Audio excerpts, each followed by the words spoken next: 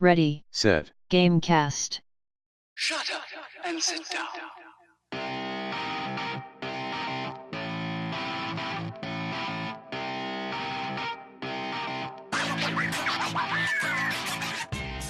Welcome to Ready Set Gamecast, a bi-weekly podcast about video games and fruit. I'm Bryce, and I'm joined by the apple of my eye, Darian. Oh, hi, that's me. And aren't you glad it's Teddy Chinaris? Spoilers, they're not glad. Oh. And joined by our special guest, the irrationally passionate Alex O'Neill. Oh man, botched the delivery, my man. Yeah, that's rough. I wrote that's that. A rough I wrote one. that script out. To be fair, I was like, no, I really am into this fruit thing. Let's go for passionate. And you really you didn't deliver. You like stopped on one right there. I don't How know. about irrationally passion fruit? Let's try this again. That would probably have Ooh. been way better. Irrationally dragon fruit. Where were you No. when the script was being written? Where were I you? did not look at the script, okay? We can start over. No, this is the Oh. show now. This is what we're living shit, in. we're going with this? Okay. All right. Totally thought that was a wrap. All right, let's go. We're into it now. Alex, what's the best fruit? Here's the thing. I'm drinking currently a Mike's Hard Lemonade Watermelon Edition. Special limited watermelon edition. I don't eat a lot of fruit. Let's just be honest with each other and everyone here. You're supposed to get those vitamins and things, A, B, whatever the ones that are in fruit. I have vitamin D deficiency. I should probably be eating more oranges, but I'm not. We're out here just getting burnt by the sun. I like a lot of fruit. I would say pineapple might be the best one. Pineapples are up there. But, I don't when I'm in the mood for a fruit, maybe pineapple's a little too sweet. Maybe I want like an apple situation, something with a skin. A pear, maybe? Not after tonight, actually. After the whole passionate thing. It's probably not going to be pear. Have you ever had dried pineapple, Bryce? No. It's very good. That's They are good. the end. So I'll say pineapple, pretty good. We'll go with that for now. Pineapple as it is. Grilled pineapple. Dried pineapple. They had pineapple on a burger. That's pretty Yep. good too. Not No. on pizza, though. No, I'm just kidding. Well, I don't know, man. I'm all over fine. that debate. It's not my thing, but I want you to live your truth, chase your bliss, and Yeah, like it's and, okay. It's fine. You do you. Alex O'Neill, I have a follow-up question. Yeah. What have you been playing? What Wow, we don't even get to give our favorite fruits. No. beautiful transition. We do not care about the fruits of the co-host. This is a guest. This is about Alex O'Neill and his Wow. interests. The Alex Yeah, O'Neill podcast right It's now. his podcast, yeah. Yeah, it's my show. He doesn't I'm have just enough of hanging out. those. God knows. I like. There's no like intro, right? There's no like what do I do on the internet or anything? We just go right for it. No, we 'Cause do I that. like We do that at the end. Okay, I appreciate that. I play some video games. Have any of you heard of Moonlighter? I have, and I'm actually I'm waiting for the Switch version, because I feel like that's a perfect Switch game. But I saw the trailer Yeah. for it and was like, "This looks dope. I want to play it." It's very cool. The Switch version is probably a good call. There's like a little bit of pangs in me that I didn't wait for the Switch version, but also the game is so freaking phenomenal that I'm super glad I started playing it. The idea is you live in this like little town, right? It's near these mythical dungeons that were very dangerous. They got shut down, they boarded up. Like, we don't go in the dungeons anymore.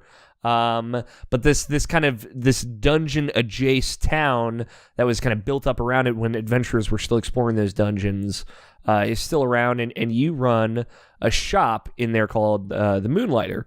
The idea is you are a shopkeeper of the Moonlighter who moonlights as an adventurer, goes into the dungeon, fights some monsters, gets some You're loot. seeing where the name's coming from, everybody. Yeah, you see how cute that is. It's so you go into the dungeons, you get like loot, like iron bars and slime sludge, weird pickle juice, whatever you can get. And then you take it out and you sell it in your shop. the next day, and you can kind of dictate the price and whatnot. And the goal is to just kind of build up, get stronger, get enough money to invite like blacksmiths in the town or potion brewers into town to get better stuff, to get deeper in the dungeon, to get to like the next of the 4 dungeons, et cetera, et cetera. So it's very simple, right? I would say it is has roguelite tendencies. It is not a roguelike at all. I don't know where the team falls on roguelikes on this show. There's some I like, some I don't. Yes. I really have only really played Rogue Legacy, and I love that game, and I want more like that. I tried Enter the Gungeon, but it's not like exactly what I wanted out of it, so I don't know. I got great news for you, Teddy, because this game is almost the closest to Rogue Legacy I think that I've gotten. Even like when you like finish a dungeon run, it shows you like all the enemies back to back to back that you beat on that dungeon run. So what is it on again at the moment? It's on PS4, PC, and Xbox One. I'm playing it on Xbox One right now. My wish list. It is great. Like I could see it being a great Switch game because it is very kind of run based. It's not like you die and then you start a new character and all that bullshit. It's more of you die and then you lose all the stuff that you found in the dungeon on that run, and you can either go right back in or kind of like regroup and take a day and then go like sell some stuff in your shop and then go back in the dungeon. About this. Yeah, it's just a really great loop because you're dungeon crawling, and it's like, top down kind of Zelda-like when you're dungeon crawling. Pretty basic. There's different weapons like a sword and shield or like I don't know, what would you call things that you put on your like metal fists? Gauntlets. Oh my god, gauntlets. I guess. Gauntlets. Like a spear. Punchers that you get the punchers. It's a technical term, yeah. And it's again like you go in, you get a bunch of stuff, like maybe you get a bunch of items that you've never seen before, and then you go to your shop and you're like, well, I don't know, like iron bars, maybe those are good for like $10 a pop. And then people will come in to your shop and you like are actually tending to your shop throughout the day, and through the night is when you go dungeon crawling. I don't know when you ever sleep. That could be a real problem. And like people will come in and buy stuff from your shop, and like you set the price, so they'll give you like one of 4 reactions, like, oh, I got this at a steal, and that's like, okay, the price was too low. Oh, this is great, the price is just right, or this is a little too expensive but I can still buy it, or this is way overpriced. And it gives you that information and kind of writes it down in your journal, so that way you can help modulate your prices and find just the right price for each item that you sell. So it's both like this really cool kind of shopkeeper management sim, like very lightweight. It's nothing too crazy. Or it's also this dungeon crawler where you're like building your equipment. You're talking to the people in town to upgrade your weapons and your armor and craft things and whatnot. So it's just like got this loop refined down to a T, and I was like, oh, this is great. And then like I played it for 8 hours straight. It was awesome. It sounds awesome. Yeah, it's like I wish I had more time to play games because I'm a huge roguelike guy. Like Spelunky is one of my favorite games of all time.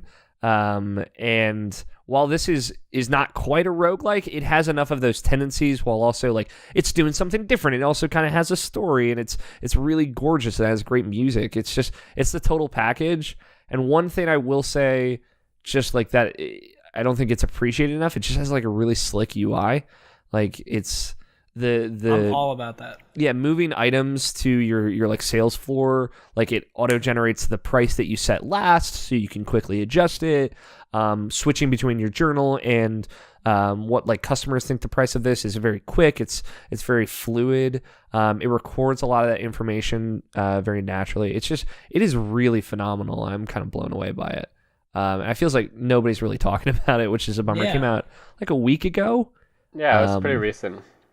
I guess 2 weeks ago tomorrow, from the day we're recording this. So I'm really, really blown away by it. It is very much like you could do a day of the shop, and that's like 5-6 minutes, or you could do a dungeon run that's like 10 minutes. So I could see how it just perfectly fits into a Switch game. It's a bit of a bummer that it didn't launch same days on Switch. I don't think we even have a release date for Switch. They just said like coming soon.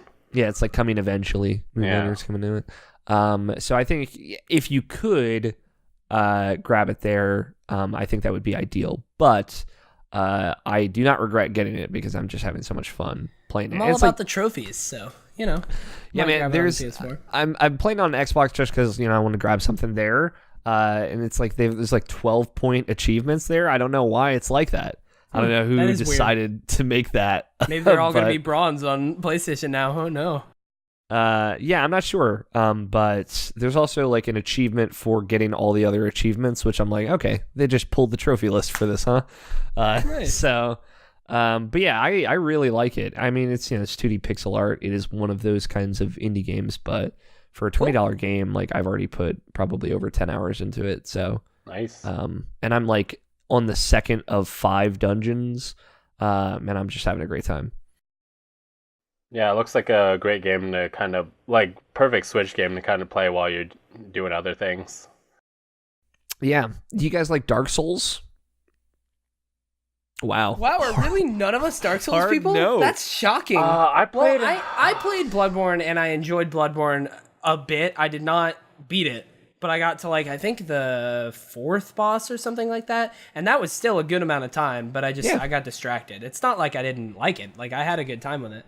So I feel like I would like Dark Souls if given enough time, but I also I didn't play it like back when it first came out and stuff like that. So yeah, Dark Souls is a lot more methodical in my experience. I love Bloodborne. Probably of the 5 Souls games, it is the best, or at least my favorite. But it's hard to say if you like Bloodborne. I don't know if you like Dark Souls. I think of all 3 of the Dark Souls games, you would probably like 3 the most. Yeah, because it has the most Bloodborne in it. A lot of people have said. Which makes sense. I did Dark Souls 2. I played that quite a bit, but then I reached a point where like there was a lot of paths, a lot of like places I could kind of go, and every one I chose, I got my butt kicked, and it was like, am I supposed to take a certain path because this will allow me to level up and get stronger? Like, am I going down the wrong path? And I even tried to look up a guide, like, which way should I go? And they're like, okay, from the starting point, go here and then go here. And like, I did not follow this. What should I do from now? And they're like, nah, man, you're too late. It's over for you. You fucked up, man. It's done. It's done. You didn't do anything yet, and it's already, you lost. You have to start a whole new thing. So I go back to Bloodborne one day. I bounced off after that. I like to think of, right, if you look at the map of each of the 3 Dark Souls games, right? Like Dark Souls 1, there's kind of like 2 or 3 ways you can go, and there's only real one way that kind of goes to the natural direction, and then you get to like the 2/3 point, and then you have to go do 4 different things, and you can do them in whatever order at that point. Dark Souls 2, I like to think of it as like a hand, right? If you look at it, you have 5 different paths you can take, and eventually you have to take all 5 of them to do like 5 or 6 different things, and basically beat these specific bosses. And you can kind of do them in whatever order you want, but it's definitely like, well, here's this poison swamp area, so I guess if I want to deal with that right now, I can. I mean, Dark Souls 2 is kind of like the black sheep of the series in a lot of ways. And then Dark Souls 3 is like a straight line, right? And it branches very briefly along the way for kind of different optional side areas. But it is very much... Where's Bloodborne in there for comparison? Bloodborne is probably the closest to Dark Souls 1, I guess. It does kind of... There are different paths and whatnot that you can take. But the thing about Bloodborne is it's a lot of... it's kind of like a tree, right? You start and you're going linearly for a while, and then you have to go here, and then you come back to center, and then you have to go here and come back to center, and then here. And then you can kind of open up new paths. I really did have fun with that game. I should go back to it. Dark Souls 1 Remastered is pretty great. I won't, but I should. You won't do it. you should get a buddy, and you should go play it with a friend. Yeah. I recommend that. Yeah. I recently went back. Somebody was like, I want to play Bloodborne. And they were like, hey, you should play Bloodborne with me. So I started a new character. We just play it cooperatively. It's very fun. Dark Souls 1 Remastered's very good. I don't know, you guys don't like Dark Souls, so I'm just preaching the choir here. Yeah, I would like it. It's if I good. tried. I'm sure I would. It's more Dark Souls, but Yeah. prettier. It's prettier. It runs at 60 frames per second, which like That's there was pretty like nice. this infamous part of the game that ran at like a hot 16 frames per second. Yeah, Blight Town, right? Blighttown, yeah. Everybody knows it, even if you haven't played it. Blighttown is just that infamous. I listened to a lot of podcasts this last week talking about Dark Souls Remaster. And Blighttown still is just a terrible place, and it's a bad section of a video game, but it is nicer when it runs better. Yeah, I can see that. And I don't want to monopolize all the time here, but y'all heard of this little video game called Detroit Become Human? I have, and I'm really bummed that you're the only one this week that's going to be able to talk about it. Because Darian I really played it. Oh, Yeah, did she? excuse Okay. me? Damn. I Sorry, literally I did- played I'm start to sorry. finish in one Well, stream. I I was so apologize. fucking hyped for this game. I talk really, about really wish I could have played it, but I don't have the money for it at the moment. Well, you should have participated in her you sh- giveaway. Yeah, you should have been in my. I was in my, probably streaming at the same chat. time. Yeah, actually. Yeah. Friendly competition right there. Yeah, I'll just be streaming and be like, hold on, guys, let me hop in Darian's chat to win this Trying to giveaway. get a fucking game. Just hold on. Yeah. Guys, just You give me guys 5 come minutes. too, and then if you win, give it to me so I can play it for you, right? Could you just that's be how cool? You do this. Yeah, just be cool, Just guys. be Hold cool on. for 5 We're just minutes. gonna watch another streamer for 10 minutes. It's fine on my stream. On my stream, we're gonna pull it up. I gotta win this, Yeah. all right? If you were getting free shit, you'd do it too. Darren, what did you think about it? Well, I loved it. I loved it as well. So I mean, Okay. you know, I noticed the way you framed the question. Like, what did you think? how did you feel? How did Detroit make you feel? Here, I'll ask this, and I'll try and be as vague as possible. Yeah, how did you feel about the lady what sits at the menu? Oh, I know what lady you're talking Really good. Really good? So you feel good you just that feel great I- about her? Yes. No, you played it in all in God one damn it, I gotta play sitting. this game. All in one sitting. Okay. Did you ever do the survey? I did. Okay. Because I feel like if you don't like come out of the game and go back into it, I don't know how they bring that into it. Yeah, I did it in chunks, so there was a lot of back and forth with me and menu lady, main menu Yeah. lady. I actually, I interacted with Menu Lady at the beginning. Yeah. and- And that was it. You're just like, that's it. you're fine, I guess. And then at the end, she was like, I gotta go do some stuff. You're like, all right, whatever, Yeah. man. Cool. You do you, honey. I was like, all right, what? I don't think I even, I paused once and it was in the middle of a cutscene. So, even then, No. nothing. So I was like, am I supposed to be attached to this person? Did I mess up? Do I somewhere? like you? I don't know how I feel right now. I think Detroit, unless Bryce, if you really wanted to your joke, I really would Oh like no, to I hear was it. good. It's like Genie from Aladdin. It's exactly like Genie from Aladdin. Genie? You get 3 wishes to her, and one of them is like, may I take this survey where we're going to ask me if I would have sex with an android, and I'm going to vehemently say yes. Would have been my answer too. It's okay. Yeah, man. Do you think you could be friends with an android? Oh, fuck yeah. Are you kidding me? Yeah. So Why not? I played the shit out of Portal 2 when it came out. Mm-hmm. And then I got into a really deep part of Tumblr where there was a my lot of God. people doing human cores and stuff. And I may or may not have developed a huge, gross crush on Human Wheatley. And so, Whoa! Yo! Hold on. Wait. This is the best thing that happened in 20 episodes of HumanWheatley.tumblr.com. the show. oh, no. Oh my no, God. no. No, let me get Just you the link. HumanWheatley.tumblr. Google, no. I'll just Google a picture really quick. The one that is Oh, she has it bookmarked. Don't Now, pretend I don't it's have it bookmarked. Hold on. Keep interesting. in mind, well- HumanWheatley.tumblr.com is a website, but no one's using it.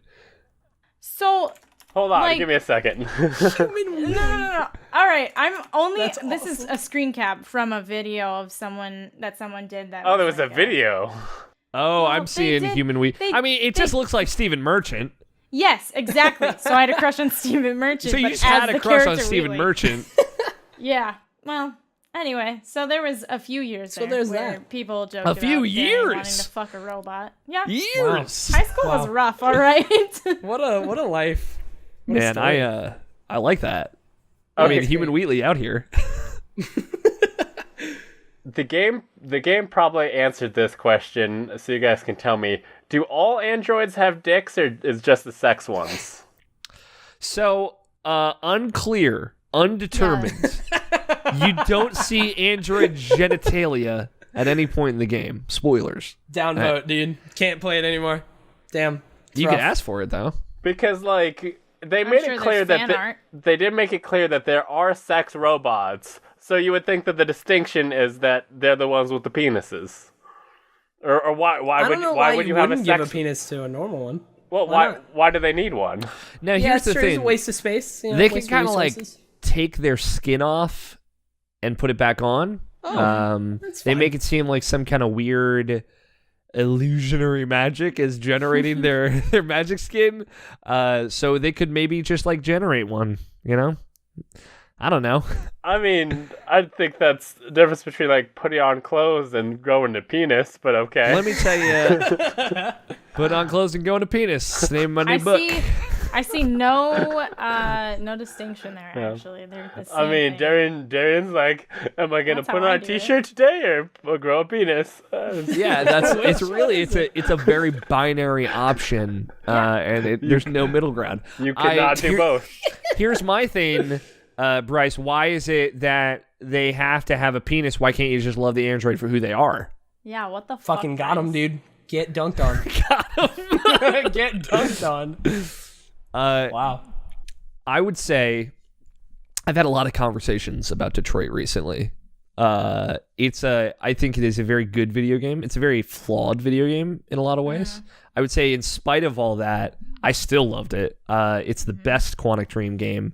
And we had over at irrationalpassage.com, we had a conversation, a roundtable conversation about it, where me and two of the editors and guest Trevor Starkey, we sat down and we kind of talked about. It was both like a spoiler cast and a conversation about Detroit and both its problems and its triumphs. I would say there's much more for folks out there that like very much dislike David Cage, which I get it. I was here for it, but not everyone was. This feels the most like a game built by a team, right? It feels the least like, well, this is David Cage's game. It feels like there's a lot of different people and components that contributed to this that really cared about it, and they really wanted not necessarily to say something, but to tell a good story. And I was really impressed by both how well it balanced its three characters, and how it attempted to tackle those topics. Like, I think by default, anything about folks rising up or pushing back against prejudice or slavery or things like that, it's going to be inherently appropriative at points.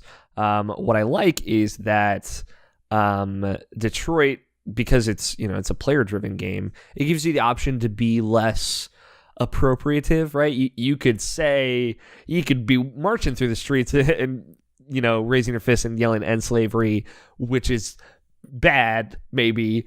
Or you could try and change that message to something unique, something that you've built in your own unique story. And of all of the Quantic Dream games, I think it very much allows you to like narrate your own story and really have a unique or specific ending.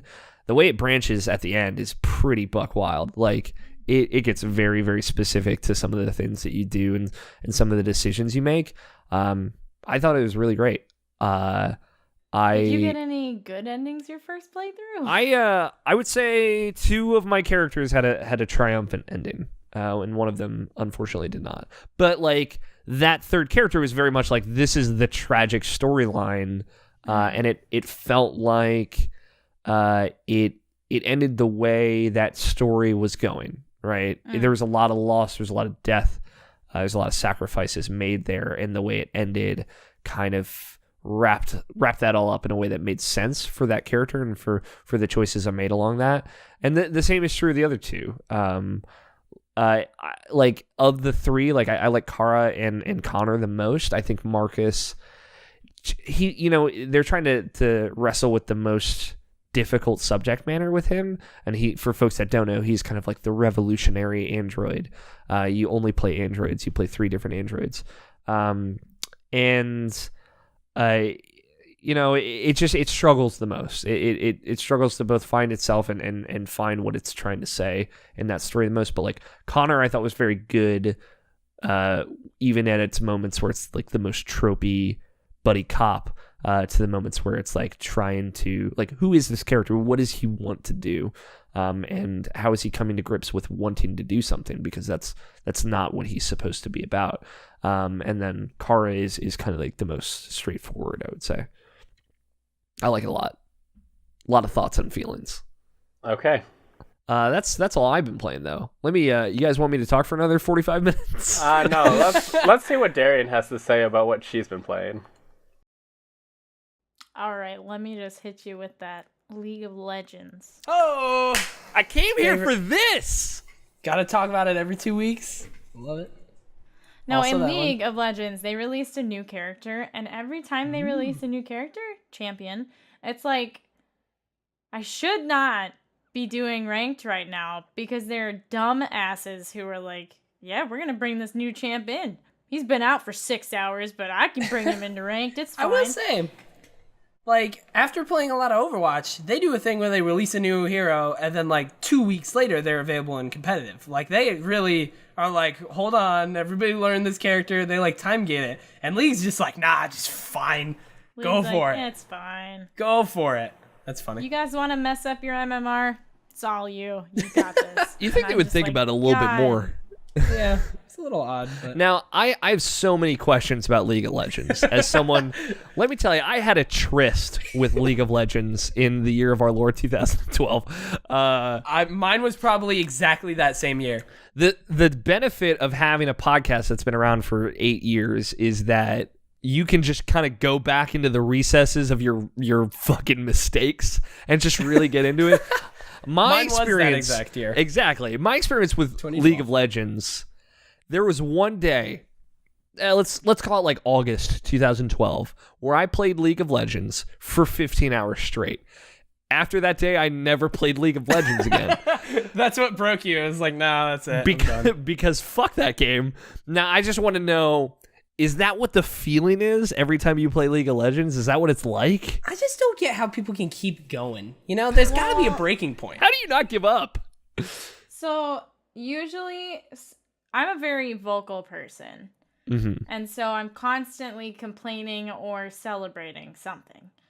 And so I've set this rule with myself that while I'm playing, as long as I don't say, fuck, I hate this game, or fuck this game, I can keep going. But once I start saying, fuck this game, this is bullshit, I hate this game, like, and start saying self-deprecating things, then I have to stop playing League and I have to find something else to play. Because at that point, the toxicity is just breeding and it's just opening up and it's just going to breed more toxicity. Yeah. And so if I get to that point, I can't play League anymore that day. That's a good way Now, to be. I have I apologize in advance because there's just a very long lineage of inside jokes about League of Legends from my dumb, terrible podcast. Could you teach me how to jungle? No. Okay. No. Wow. Right off the bat, just no. I don't. I played 2 roles, and neither of them is the jungle. I played I one will say champion in the this. jungle. Do you but play I an could AD not. carry? That's not I what they used call them to. anymore, right? That's what I used to do. Yeah, they're still 80 carries. Okay. Because Just, like have they converted everybody? Because they used to try and get everyone to call them marksmen. yes, They're still under the marksman tab, But everyone but still says everybody ADC. calls them 80 carry. Okay. Or ADCs. Yeah. I have a My license this plate was is 80 carry for 2 years. This is a Wow. cool observation. You're saying you only play 2 roles. Back when I used to play, I used to basically do the same, but you had to at least know at least one champion on each role because the rank system was you get in and whoever the order was, you got what you wanted based on the order of picking the champions. Mm-hmm. So if I was number 5, I was a support. And I never played support. But now with the new like queuing up system, you can basically only play 2, right? Like, are you ever forced to play something you don't want?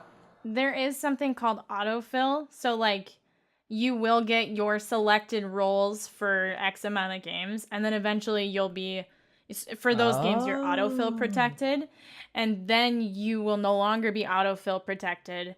And so if queue times are extra long, they're going to just put you in whatever role is needed, which is also usually support. Interesting. Occasionally it's jungle, which is weird, but for the most part, if I'm autofilled, I'm put I was support. bad at jungle. I've also been autofilled top before, but for Okay. the most Well, part, that's- they'll that's put you in interesting. your Okay. selected roles, and especially when you are in I a didn't know about series in ranked, you are autofill protected.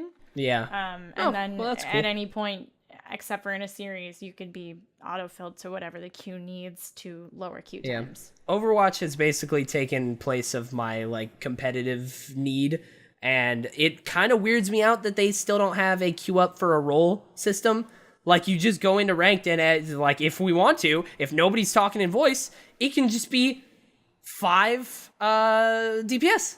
It's like, oh, Well, that's but interesting. doesn't the amount, or like the amount of stuff you need, depend on what side you're on, as well as like what map you're on? I mean, it can Because the depend. game These days, modes it's change up what. Is yeah. needed, I mean, don't these they? days it's kind of mostly kind of standard, but like it can. I mean, when I played a couple of months ago, it was like you would really want like 2 healers, 2 tanks, 2 DPS type thing. But I don't know. It does change. It's not exactly as set in stone as League. But yeah. Are you saying that you should always use protection? Yes. I like that got the eye Absolutely. roll, but Robot Dicks didn't. That's because I am here for robot dicks. I am here for it. For Robot Dicks. All right. I mean, I just want to know. Can somebody clip that? I want that to be my new donation sound. I'm here for Robot Dicks. I want that here forever. Okay. League of Legends seems okay, and also terrible. It It is. It's very addicting because if you win, like if you do well, it feels so good. But like if your team is doing poorly, I feel like it's one of the worst feelings in the world. Have you ever dabbled with the Dota 2? I played Dota 2 for like a total of like 5 hours, and having been playing League for like 3.5 years before I ever opened Dota, I couldn't. You're like, fuck turn speed. Yup, Well, that's what I couldn't deal with when I I tried don't it even too. know what that Fucking is. turn speed. When you turn in Dota, like in League, if you're Oh, looking this way yeah. and you click just over go. here, they just go, right? Yeah. But in You gotta Dota, turn for around. every character, there's a specific turn speed. So if you're looking over here and you look this way and you click to go this way, they're like, all right. And then they start going. It's Yeah. it's And then rough they to get slide used into your to. DMs. Yeah, I know a couple of people who, I have a friend who was really into Smite for a while, and I played Heroes of the Storm for a bit, and I still enjoy that game every now and then, but like, I just can't get back into MOBAs because there's just a huge time commitment. It's just a big time sink. That's my main problem with it. Mm-hmm. But yeah. What else have you been playing, Darian? I also played through Detroit Become Human, Nice. all in one stream, and I ended up getting very disconnected from it about 3/4 of the way through because my chat was just not having it with the decisions I was making. And they were like, I had to keep stopping paying attention to the game, or like just like making the android stand still while I talked to chat and tried to talk them through what happened. And so I ended up getting all bad endings. Which Oh, is that's a fun. bummer. I'm sorry. I was really sad. And then I was like, oh, wait, I can't wait to play this game again so I can, I know what to do next time. And then, like, they were like, if you ever play this game on stream again, I will kill you. And I was like, Damn. I feel like that's is interesting. it's a little my toxic, chat you is know. really toxic, yeah. League of You Legends. gotta ladies and rein that in. gentlemen. You gotta rein that in. I say as one of my mods, his favorite thing is to troll me, so I can't really talk too much. I don't know. One of my Darian's got a mods, different too. kind of community. Really? My mods Interesting. are... anyway, we're going to continue on. PUBG, I also played that. That was fun. It's in... Oh, and I played another game. It's in here somewhere. Monster Prom. Monster Prom. That was kind of fun, too. I played that just a few times quickly, and it's so cute and cheesy. And it's also incredibly hard to get good endings. Sounds none like of you Detroit. have played that. So it's a dating sim. Isn't it a dating like multiplayer Yeah, sim? you can You play can. single or multi. That's Yeah. pretty cool. You can do it multi, you can do online now, I think. But I played through the first time, found out that one of the characters is voiced by Jinx from League of Legends, and I was like, that's my girl. That's the one I need. And the so one. the whole game was just me trying to get her, and I got her secret ending the first playthrough, and I was like, wow, this game is so cool. It's so easy. I got the secret ending with my favorite character first time. Her name is Polly, by the way, yes. And then the rest of the time I kept trying to pick, like, I centralized on like a different character the next time and could not get it. And I was like, what? I played through trying to get the Gorgon's secret ending. I can't remember what her name is, but I think she's also voiced by Ari from League of Legends. Wow. Something that was sticking out of my head. She sounded like anyway. I don't know if that's accurate, but I was like, I gotta get her this time. And I played Ari's through the like jam. 6 different times and could not get a good ending with her. She would not go to prom with me, and I was like, what do you want from me? Just go to prom. But yeah, so that was fun. It's Nice. fun to just stop. It says that a quick playthrough takes about half an hour, but I can zip through it in like 15 minutes because I'm actually not reading any of the dialogue. I'm just Is that like the whole point? was that a good response? All right, gotta do more of those. Wow. Maybe that's why, like, the game detects if you're reading or not, and that's the only way to get the good ending for her. Fuck That'd be pretty fancy. I guess I'm never gonna get the good. All right. Is it my turn to talk about my video games? If you Bryce? Hell insist. yeah. I would love to talk about my video games, which were the main one that I've been playing for the last 2 weeks, which most people are going to be, if you haven't been watching my streams, you're going to be like, okay, that's weird. Elder Scrolls Online. Because I've been really craving to play an MMO recently, and I hopped back into Guild Wars 2, tried World of Warcraft for a bit, and WoW's still great, but like ESO, I knew that I have a couple of friends that do enjoy that game, so I was like, I can get them in this with me. So we've been playing that for like the last 2 weeks, and it's so good. It's so much fun. And the actual like PvP, we tried Battlegrounds. That was surprisingly fun too. Like we've just been having a really good time with that. And then Destiny 2. You know, on and off, you know. Here we go. This is what I came here for. He's wearing his Destiny 2 t-shirt. Yeah. Came on my podcast and talking about Destiny 2. I did. What's going on, man?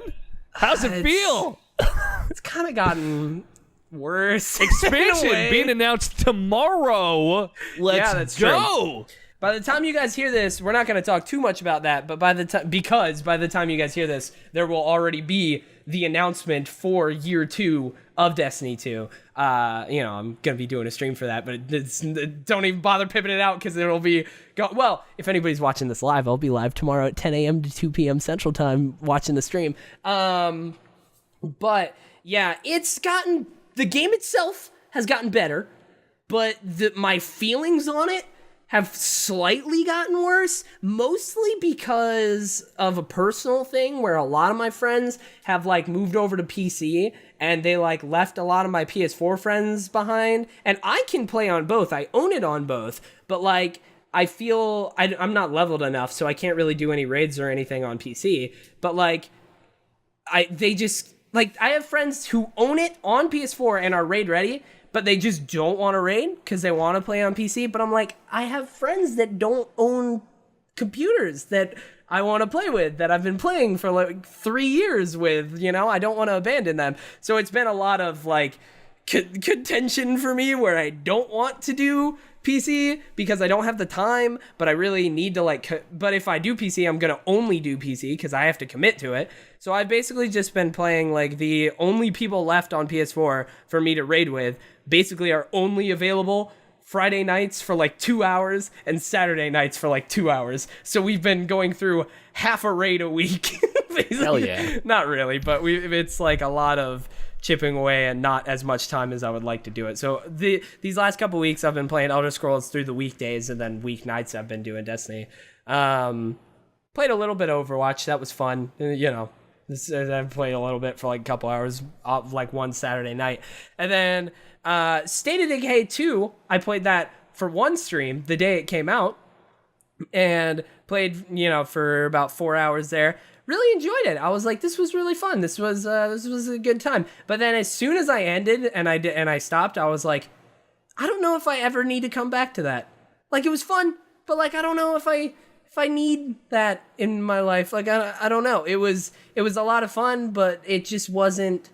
There's a lot of games out there, I didn't know if it was worth my time or not. And then I did play a little bit of the Mario Tennis Aces online tournament demo, and that was really fun as well. But I'm going to get that and play that with the single player and not online, because my God, I'm bad. I'm so bad. I was just getting destroyed, and I was like, I can't do this. But yeah, that's usually less games than what I have each week. Usually I have like 5 more where I'm like, I did this and this. But I've just been playing a lot of Elder Scrolls and Destiny. Do you ever play the first State of Decay? No, actually I did, but not for long. I played for like 4 hours or something. I like share games with like my brother-in-law, and one day I sat down and played it because it really is a game that I would like. It's very much a game for me, and I did enjoy it then too. But I just never got back around to it. But I deleted the first one off of my Xbox Drive because I'm like, I got 2. If I'm gonna play one, I'll play the second one. But yeah. Yeah, I'm very curious about the second. Someday I'll get to it. Maybe, hopefully. Yeah, it's good. It's definitely a lot of fun. Okay. I don't have anyone to play with, which is kind of a bummer. I feel like I'll play. Co-op is all right. Yeah, I did co-op with Mr. somebody. I'll never play again. I'll never know if I'll ever play again. Co-op's fun. Yeah. I played with a friend for a little bit that night. Like, I played 2 hours single player, and then somebody else joined me. It's good. It's definitely good. I would like to. If I was able to just play... If streaming was like my full-time thing, I would stream for like 6 hours in the morning and then 6 hours at night. I'd play like 12 hours of video games a day. So I would get through a lot more video games. But at the moment, 4 hours a night for 6 nights a week... only really, and I really enjoy like MMOs and stuff, it doesn't really let me finish too many games. Let me tell you about Moonlighter, my man. Yo, I want to. I got a jam for you. Yeah, it sounds good. Oof. It does. Bryce, what have you been You know playing? what's a gem? Pokemon Quest. Oh my. Disagree. Okay. Strong disagree. Please leave. So, I mean, they announced it with their other Pokemon stuff that we'll be talking about later. But they're just like, hey, Pokemon Quest, it's going to be coming to mobile, but it's on Switch right now. I downloaded it and I was like, oh, this is kind of interesting and simple.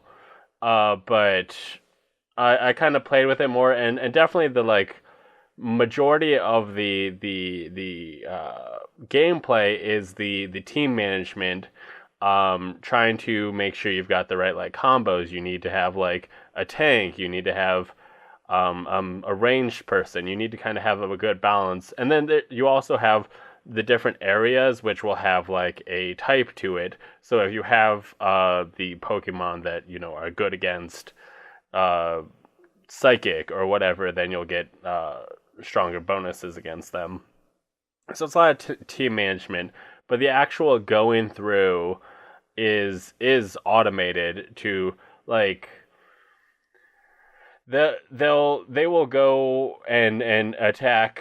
Like, you can't tell them to stop. You can tell them to kind of like dodge or whatever once in a while, but for the most part they just kind of go through and attack on their own. But you do get to tell them to do their power moves, and those will be on a timer, so you kind of gotta figure out when to use them correctly. But what I like about this is that it is, it has microtransactions and stuff, but they made grinding so easy that I see no reason anybody should really have to do it, because you can have it so that you can manually control the power moves, but you can press a button where they will control their power moves, and they'll be nowhere as good as you. Like I having my guy who does his kind of harden and gives a team buff, a endurance buff to everybody. But he, on auto, he like hardly ever uses it, and it's like, okay, you're not really that helpful, but I'll wake up in the morning and I'll just turn it on and just have them go through the stuff while I'm getting ready, or like when I get home. Like, it's got timers, it's got all that stuff to try and encourage you to spend money, but definitely. But like, here's the question. Yes. Why do it then? Because I mean, you get the enjoyment of watching them level up. You get to swap out the deals and stuff, and so if you enjoy, for someone who loves grinding, you would think this would be all about. Yeah, but usually, at least, I like games where I put in, like, I don't have to pay full attention so I can, like, watch podcasts or listen to music or something, but I'm still doing something with my hands. That's mainly the big concern. Whereas on this, it seems like you're literally to increase your endurance. placing it down. Now, Teddy, I think it's that you like winding and grinding. It's a little bit different. Yeah, a little bit. Winding and grinding. I mean, for the harder battles, and also I have no idea what's driving by my house. It sounds very loud. The motorcycle. Maybe. So for the harder battles, you definitely do need to pay attention and use the moves correctly, and using your power moves correctly can decide a battle. But for when you hit a wall where you're like, my guys are not strong enough, you can sit there and send them on those easier missions and have them do their auto thing and not have to worry about that wall. Like, instead of sitting there and manually having to grind, this takes the grind. For people who don't like to grind, it takes it out if you don't want to. If you want to do the grind and want to manually control them, you can.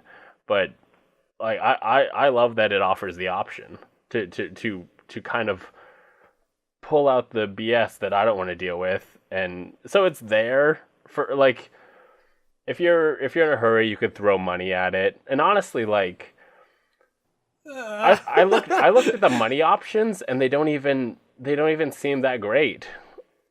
It seems like a weird way for them to handle that. But I hate when video games are like, man, I wish I could spend money better in this video game. Yeah, it's just rough, you know? What are you going to do? You're going to have to play the game. Oh, no. Yeah, it's not something where you can get, like, power-ups or anything. You can get, like, if you buy it, like, a pack will give you some level 1 Pokemons with some special moves. I don't know what the special move does, but it's not like a high level Pokemon they give you. They give you a level 1, and then you have to level it up. So they, like, even if you spend money, you still have to play the game. I'm not gonna lie, you slightly convinced me to maybe try it. So I don't know. Also, maybe the cave world, the soundtrack on that, freaking awesome. I love the chiptune. Can you give us a little sample of that one? Sadly, with your mouth. I want you to do it with your mouth. Yeah, what are you sadly, doing? I'm out of battery, both in my mouth and in the game. So your mouth is out of battery. In 10 Drink minutes some and water. 47 seconds, I'll have enough charge to be able to go through the cave again. All right, I'm good. I think I'm unconvinced now. Okay. Anyway. I also just bought Mario Kart 8 Deluxe because a friend has been hassling me to. It's a real good video game. It's only been 2 years, it feels like, since you had the opportunity to buy that. I mean, to be fair, I had it right at launch, but then I gave it to somebody. It's a real good. I have like 65 hours in that game now. I'm a cheerleader. And then I played the Mario Tennis Aces. Were you better at that than me? No, I don't like. It's too complicated. There's too many buttons. There's too much going on. I will say the way they introduce everything is a lot. Yeah. Like, for a while, I was reading it on stream and I was just like, oh my god, there's so much here. But once you start playing, there's not as much as you think. I wish I could have, I think if I'd played the real game and, like, the single player, and you kind of learn it more as you go, as it gets, like, it starts off easy and you face harder and harder people, I think that probably would have been a lot better of an introduction. I feel like there's definitely, like, little margin for error for the, like, I only when you're sit playing there and online, lob it back and forth. That if you try and do a power move or anything and are not, like, really precise, you're effed. Yeah. So there's little margin for error with that game. Doesn't play around. Well, okay, I don't have a good transition. That's been Thank you. What you've been playing. Just give it up. Time to get into the news, finally. 70 billion minutes into the podcast. Let's get in the news, boys. Alex O'Neill called his shot when he came on. It's true. Here's the thing. Like I said before, I'm here until 10, so it's fine. It's fine. Dude, I'm here until the end of fucking time. Let's fucking Get go. on my level. I podcast like my life depends on it because I'm only alive when I'm here. Let's go. I'm only alive when I'm here. Wow. Was it too real? Alex O'Neill podcasts like he's running out of time.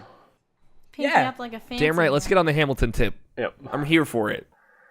The PS4 is dying. I'm sorry to let you all know. Wow, that's a really sad way Yeah. to. You gonna? Yeah, Talk yeah, about yeah. Just like Hamilton. Yeah, pour one just like Pour one out Hamilton, for your the boy, PS4 is PS4. dying. Yeah. Well, you didn't have to make it sad, okay? Well, No, it's I'm not. gonna go cry the now. quote is literally he's like in the next 3 years or something like that. Yeah, so basically, originally he came out to some investors, and it was Mr. Magoo. John Codera. Mr. Yeah, Magoo. Mr. that guy. Magoo, as he is also known on Twitter, at Mr. Magoo. John Codera Hit him up. said that the PS4 is entering the end of its life cycle in a Sony's corporate strategy meeting. Now, everybody kind of freaked out about this, and he kind of came back and was like, okay, hold your horses. And he was like, over the next 3 years, Sony will take steps to prepare for the future, which is, they're considering, they're going to start R&Ding. They're going to look at making the next PlayStation 5. Like, shocking. Like, I don't know. Who didn't see this coming? I don't know. So like, yeah, I mean, we're seeing the light at the end of the tunnel, but that's still a long ways The off. light at the end of the tunnel. What a terrible reference. It's more like we're entering the tunnel. We're moving out of the light. I love No, my like PS4. entering the tunnel is buying your PS4. Then you're in the tunnel, you're in the life. But the and then tunnel's like a you- bad place. You're It's turning a around wonderful Yeah. place. and you're aiming your pistol at the sky, and you just see Aaron Burr's eyes just fucking cocked, loaded, pulling the trigger right on your Damn. face. I Yeah, mean, I like the PlayStation 4 successor, whatever it is. Obviously, they've been thinking about it since the moment the PS4 came out. And it's natural. When I think about this, I think about PS4 releases in 2013. PS3 games were still coming out into 2015, right? Yeah. Like Destiny 1 came out on PlayStation 3 Man. and PlayStation 4 in the year of our Lord 2014. I don't know always why I felt keep bad saying for those that. kids. Persona 5 came out I on was the gonna PS3. say Persona 5 came on the PS. Just Yeah, came out It's crazy. on PlayStation 3. Yeah, crazy thing. It's a thing where, while this one is slowly being lowered into the ground, Very I slowly. guess, Very slow. they're preparing, and I'm sure they'll announce and probably launch that next platform within those 3 years, probably toward the latter half of it. But it's a good idea. It's nice to have kind of like a time frame in mind. Yeah, but for real. Honestly. it's not like they took it out back and just shot it in the face. Like, I'm glad they didn't just come out also like next year, just like we wouldn't get too many rumors or something. Like if they came out and it was more of a surprise, I kind of would have been more bummed than if we were more led into it. Because this way I'm like, okay, I can ready my money. Because I can't just drop that most of the time. It's like that meme where the guy's with the girl and he sees this other girl. So Yeah. like the old girl is the PlayStation 4, and Sony's kind of looking at the next one. They're not there yet. They're just Yeah, kind of they're looking. still in the relationship, but he's got his eyes over there. He sees what's going on. what I think is interesting is like, in 2012 to 2013, when we were kind of in that transitionary period to PS4, which was, announced in February of 2013 and then released in November. Like, this didn't happen because things have changed considerably since then. I think with just how leaks work and whatnot, like we wouldn't even be having, like, this guy wouldn't even be sending these tweets kind of like damage controlling, and this wouldn't be public information if this was happening 5 years ago, because like just how everything has changed and everybody knows everything and everything leaks and more information is just available to folks. Like, I think realistically we should kind of just like this information shouldn't even have been out there. We're continuing down the natural progression of this generation, and I think it's easy to overthink it, but I don't think these arbitrary numbers of 3 years and this is ending, blah, blah, blah, I don't think that really means anything. I think in context, anything can change at any moment because of how quickly everyone needs to react now. Yeah. And like, we could still get a PS5 announced and released next year with PS4 games released into fucking 2022 or whatever. I would not take this as like gospel, in my opinion. Well, I would like to preach the gospel of the PlayStation Vita. It's coming back! Yeah, preach it. In an interview with Bloomberg Japan, Sony Interactive Entertainment CEO Kadero says his company considers various options around the PlayStation Vita again. This comes after his predecessor House said last fall that portable gaming is not a big market. So I guess they're kind of wish-washy about it, but honestly, if they launch a Vita successor along the PlayStation 5, because the PlayStation Vita fell in that weird time. Yeah. That they didn't quite know what, like, it wasn't powerful enough to remote play with, or like it did remote play with the PS3, but it was really bad at it. And like they definitely figured out what it should be at the PlayStation 4, but it wasn't quite ready. When it came out, the PS4 wasn't even known, right? As far as I know. So the PS3, it came out like during the PS3's life, and then eventually it came out with the PS4. So it was like in between. It existed in both timelines. Very weird.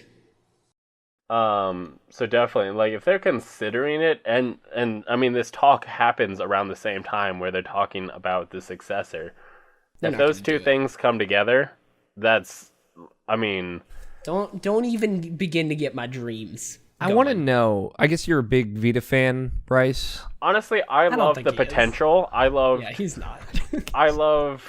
I have a Vita. I mean, it's in a drawer, but we all have Vitas. They're all in dust-covered drawers, dead somewhere. Mine wasn't until this year when I got the Switch. I was using it up until I got my Switch, and then I was like, sorry. My question is, like, what would you want from a Vita 2? I would want a Switch on the PlayStation, but they would never do that. Yeah, so it's like, it's done. Give us a screen the size of the Vita, or not, a size of the Switch, and make remote play freaking good. All I want is sell a controller. It's like $80, $100 with a screen in the middle, like DualShock, literally just stretched. There's a screen in the middle. Well, not stretched, but like, you know, where the touchpad is a little bit bigger of an area. And have a little mini screen. Just a little bit have bigger, it though. just be an $80 or $100 thing where you can remote play. And that's it. It's just a controller that you can remote play from whatever internet connection. But if it's anything else, if it's an actual Vita 2, why would I don't know. You're still going to run into the internet throttling kind of the issue of remote play. It's just kind of internet infrastructure. Remote play itself isn't even that great. I don't know if I would even buy that controller. But if they were to do something that was a Vita 2 and not like a Switch on the PlayStation, then that's the only other thing I could think of. Yeah. I mean, the Vita was a great home for indies. Like, and it still is. Now the Switch is home. Well, yeah. The Switch kind of took that. So if, you know, and I mean, I loved, if I had the ability I would want to play it on the Vita because of the trophies. Yeah. So here's my thing, right? Okay. Sony is like ostracized Vita or indie games for whatever reason, right? It feels like that relationship is not as strong as it once was, and maybe because Adam Boyes isn't there, or whatever you want to say. And Nintendo, like a vulture waiting in the wings, was like, come underneath my wing. And they just scooped them all up and they took them all over here. Yeah. And from every like indie developer I've talked to and all these folks, like, Nintendo is treating these indie developers very well. They're giving them a lot of options. They're helping them develop their games. They're helping them publish. They're giving them exclusivity. They're promoting them in their indies. Like the indie directs, say what you will about like their timing and them being announced and then happening a week later. Like that is way more promotion than a lot of these indie games have ever gotten. And Sony never did anything like that, save for like E3 2014 when they had all those indies on the stage, and it's been 4 years since then. Yeah. I just feel like if Sony was like, all right, we're going to take a crack at Vita 2, it's going to be your indie darling again, we're going to do that, all the indie developers would be like, nah, man, like, I got a good gig right now. I got a nice situation. I'm in an intimate relationship, and I feel like I'm being taken care of right now. And I'm scared that if I get back in this abusive, neglectful relationship, you're going to use me to build your platform up and then toss me to the side like you did before. Maybe it's a little dramatic. I think that's pretty spot on. Yeah. But like, I feel like that's the vibe right now. I just don't see them being able to win back that community of developers again. I mean, the PlayStation Vita always had a dedicated fan base. They still do. Like, Stardew Valley is coming to the Vita at this point because people demanded it. It's a little late. I really wanted it like forever ago when I didn't have my Switch and I was getting into Stardew. I was like, yeah, put it on the Vita. But now I have it on the Switch. I played 78 hours of it on my Nintendo Switch in January. Yeah. So they missed the boat, all right? I logged like 500 hours, but I probably only played like 30 of those because of a glitch. Now, was the glitch involving this cat on your lap? Nope. This is just my baby. Okay. Pretty great. He lives I here. love this cat. I don't know this cat, but I love him. If I guess I don't know what the Vita 2 would be, but if it was It's some not sort happening. of Let it die. if it was some sort of Switch contender, Now, if they then I put Let feel It like Die on the Vita, I love that game for a hot minute there, but Wasn't Game's the alright. first Vita like a JRPG? Machine. Type the first thing? Vita, the PlayStation Portable. yeah. No. Well, the PS Vita did have a lot of JRPGs. If you wanted to play JRPGs, the Vita was a good place for it. For sure. Tales of Hearts R. I own that game. Still haven't played it. Persona Someday. 4 Golden was great. Hell yeah. Just give me my trophies Favorite game on of a all time. portable Never device. beat it because I accidentally got rid of my save. I was in the last dungeon. It was a whole thing. I'm broken on the inside now that you've told me that, Teddy. It's I'm gonna rough. die tonight when I go to bed. I was in the last dungeon. It took me so long because the Vita, one of the biggest mistakes were how expensive the memory cards were. And I was trying Hell to get yeah. a 64 gigabyte one forever. And then I finally was like, yeah, I got a 64 gigabyte. And then I, didn't think about it. Got rid of the old memory card. I was like, yeah, it's all in the cloud. When I realized I had thrown it away, I was like, oh, it's all in the cloud. And then I checked my Persona 4 and not I in was the like, cloud. oh no. And I ran no, out it to the wasn't. garbage and it had already been gone because it was like the next day, like they took the garbage and I was like, fuck. So that was bad. You And then I was literally like, threw it away. You Yeah. threw away your hopes and dreams Yup. for that game. it was rough. And I was like, you know what? It's fine. Well, originally I was like, I'm never going to play this again. I'll watch the anime. I was like, I'm never gonna play this again. And then the next day, I logged back in, and then like that week, I had like 20 hours in it. But I never beat him. It's my favorite Also, game there of all is time, an ant Teddy. crawling on my monitor, so I need to kill him. Well, I don't know why we had to know about that. I don't know if I had to needed. kill him.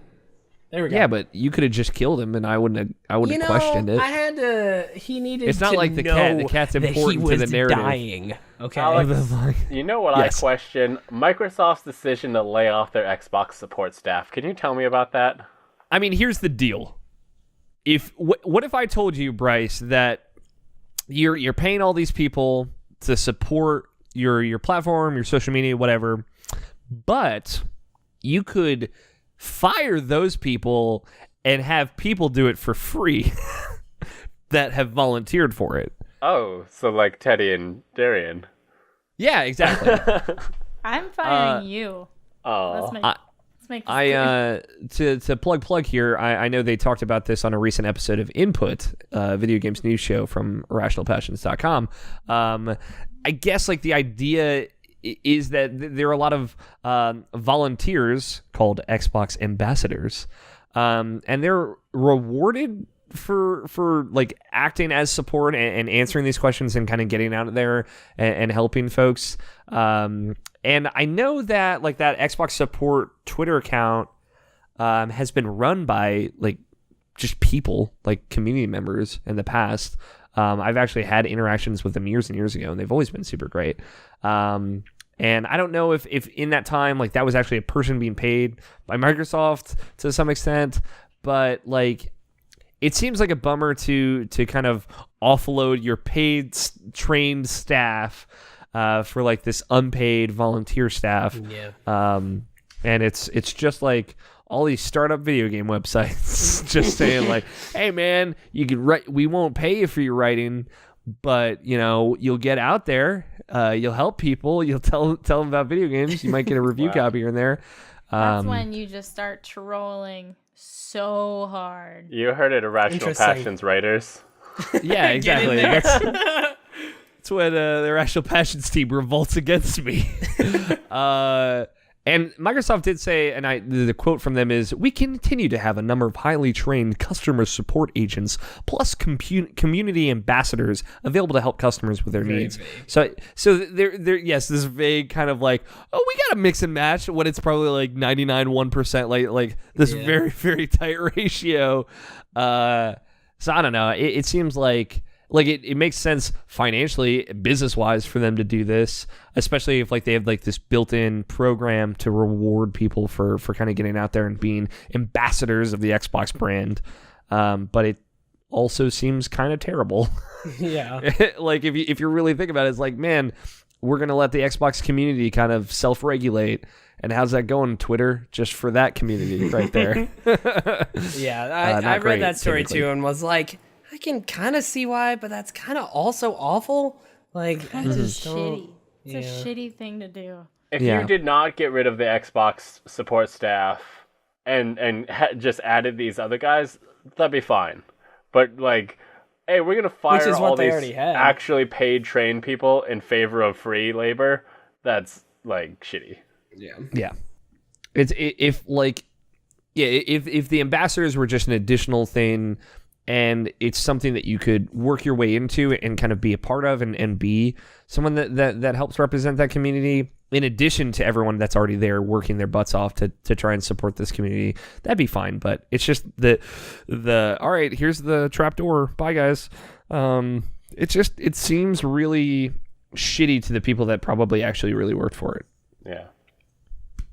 Thanks, Microsoft. Thanks, Microsoft. You know who PUBG thinks is shitty?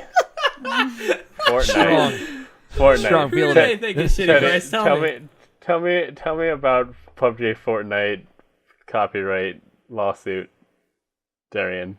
Okay, all right. So you got there in the end. It finally came out that back in January, the PUBG Corp filed a lawsuit against Epic Games for basically stealing the idea of what they did with Fortnite from the PUBG game. Particularly, they pointed out the UI and the gameplay itself. Not just the genre, but more aspects of the game. So, like I said, last time we talked about PUBG and Epic Games, it's bullshit. No. Get out of here, but, cat. Yeah, well, he attacked me. He attacked you? There was a cat. It was very interesting. Yeah. He's very cute. Darian got rid of him. He's gone.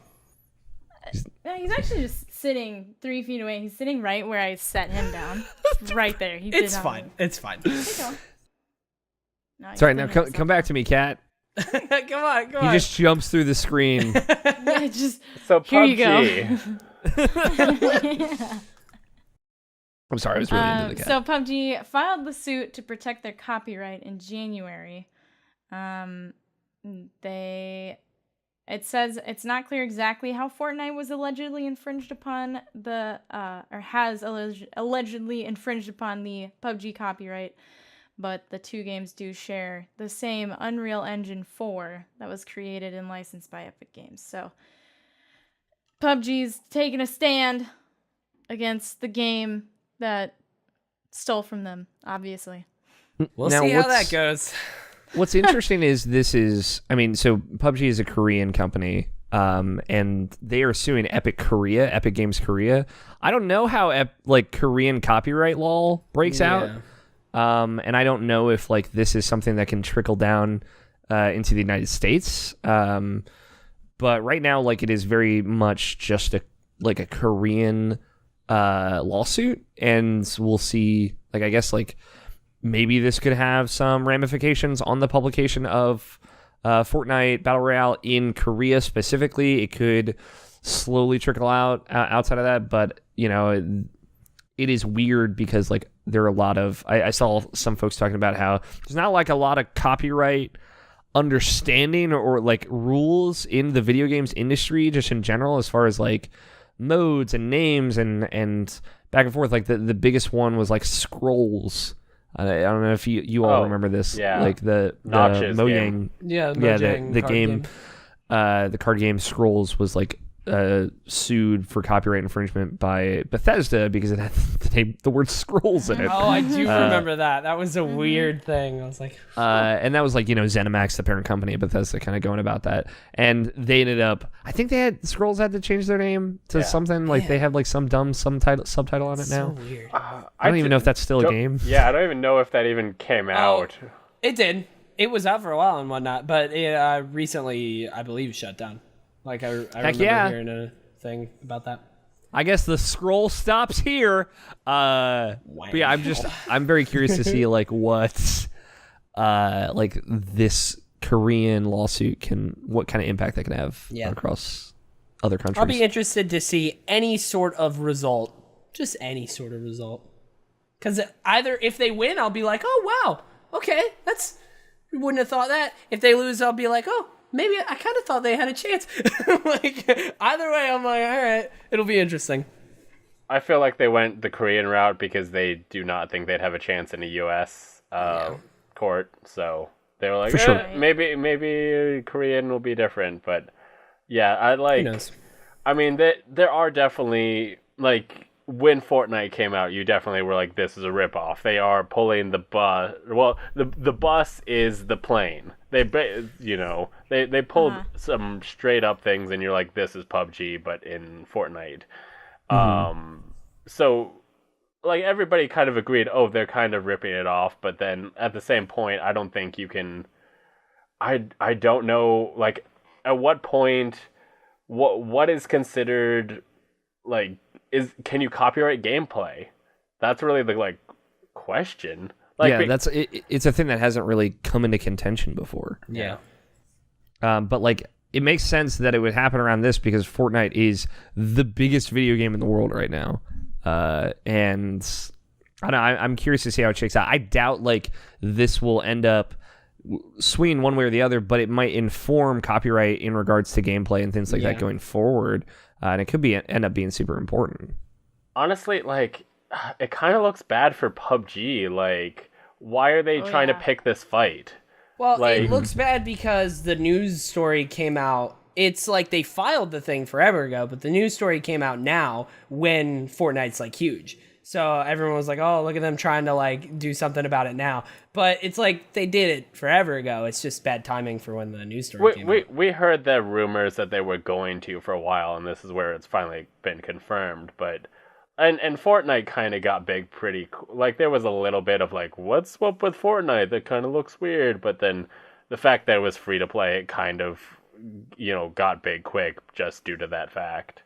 And it's on phones, and it's on everything. Yeah. Now you can Still not on Android. Just want to throw that out there. It's on your smart TV. It's in your toilet. The urinal TV screens where you like pee and it plays a game. It's like on that. This podcast is Fortnite. You've been playing it all along. We're in Fortnite. I have a pickaxe. It's swinging. You just can't see. Oh, look out! This one behind you. Wow. I'm alive.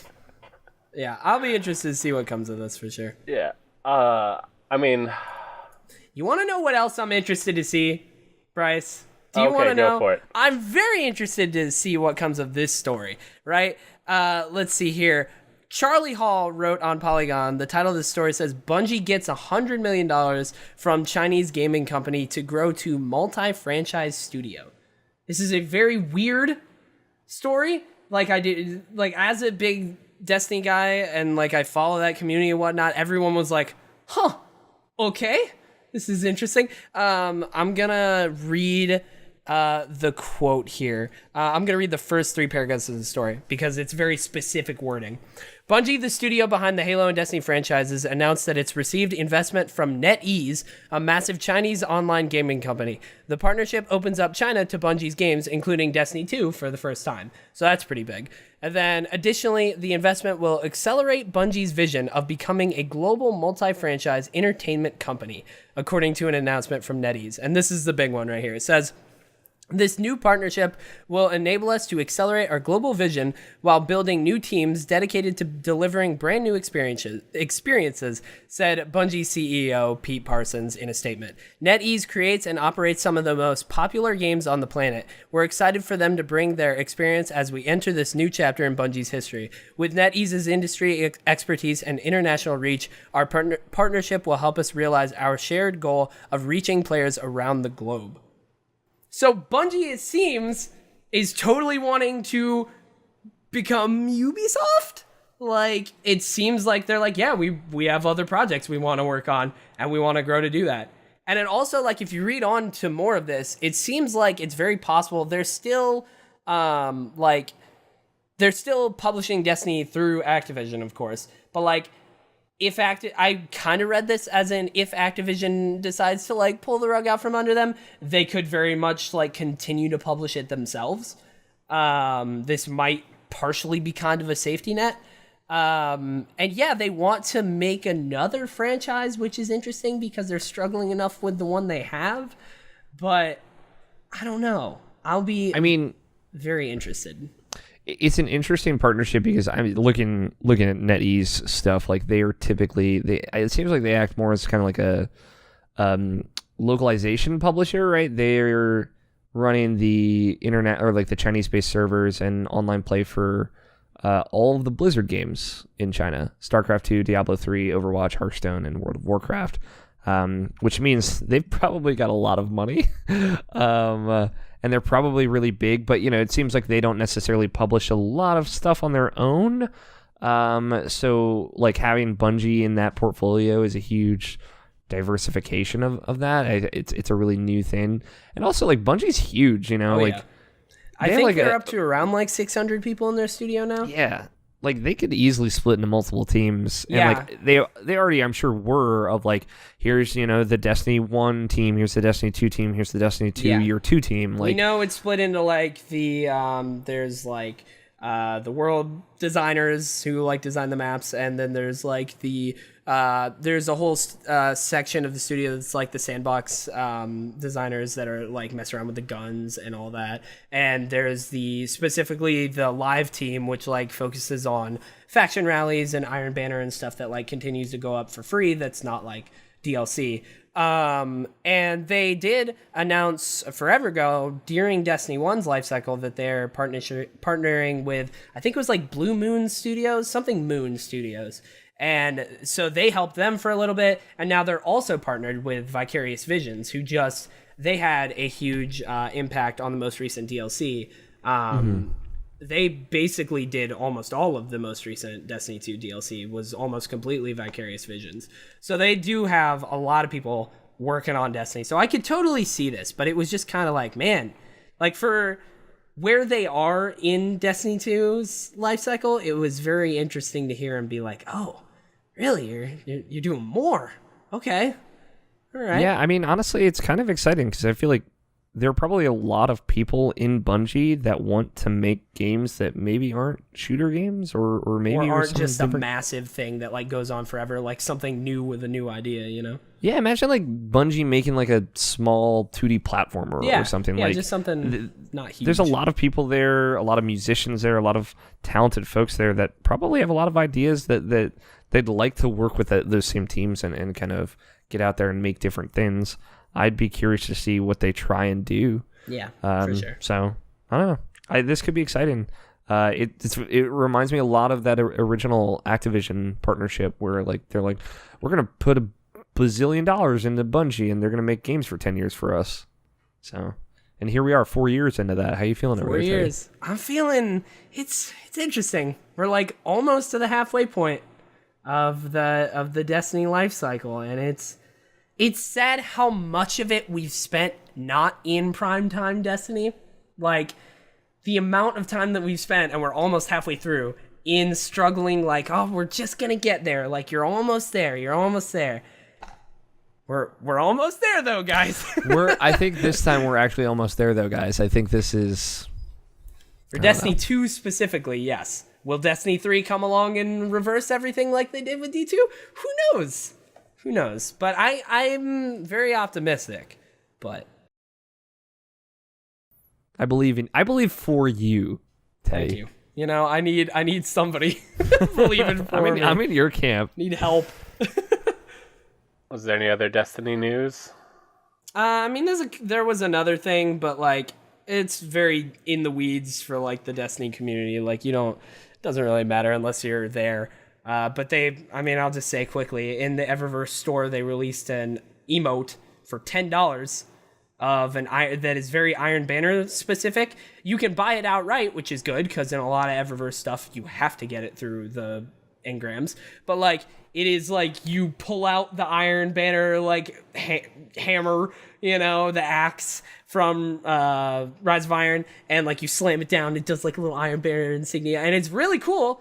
But you can only get it through the Eververse. Like it's not a reward for playing Iron Banner, which would you make call it sense. like a legendary emote?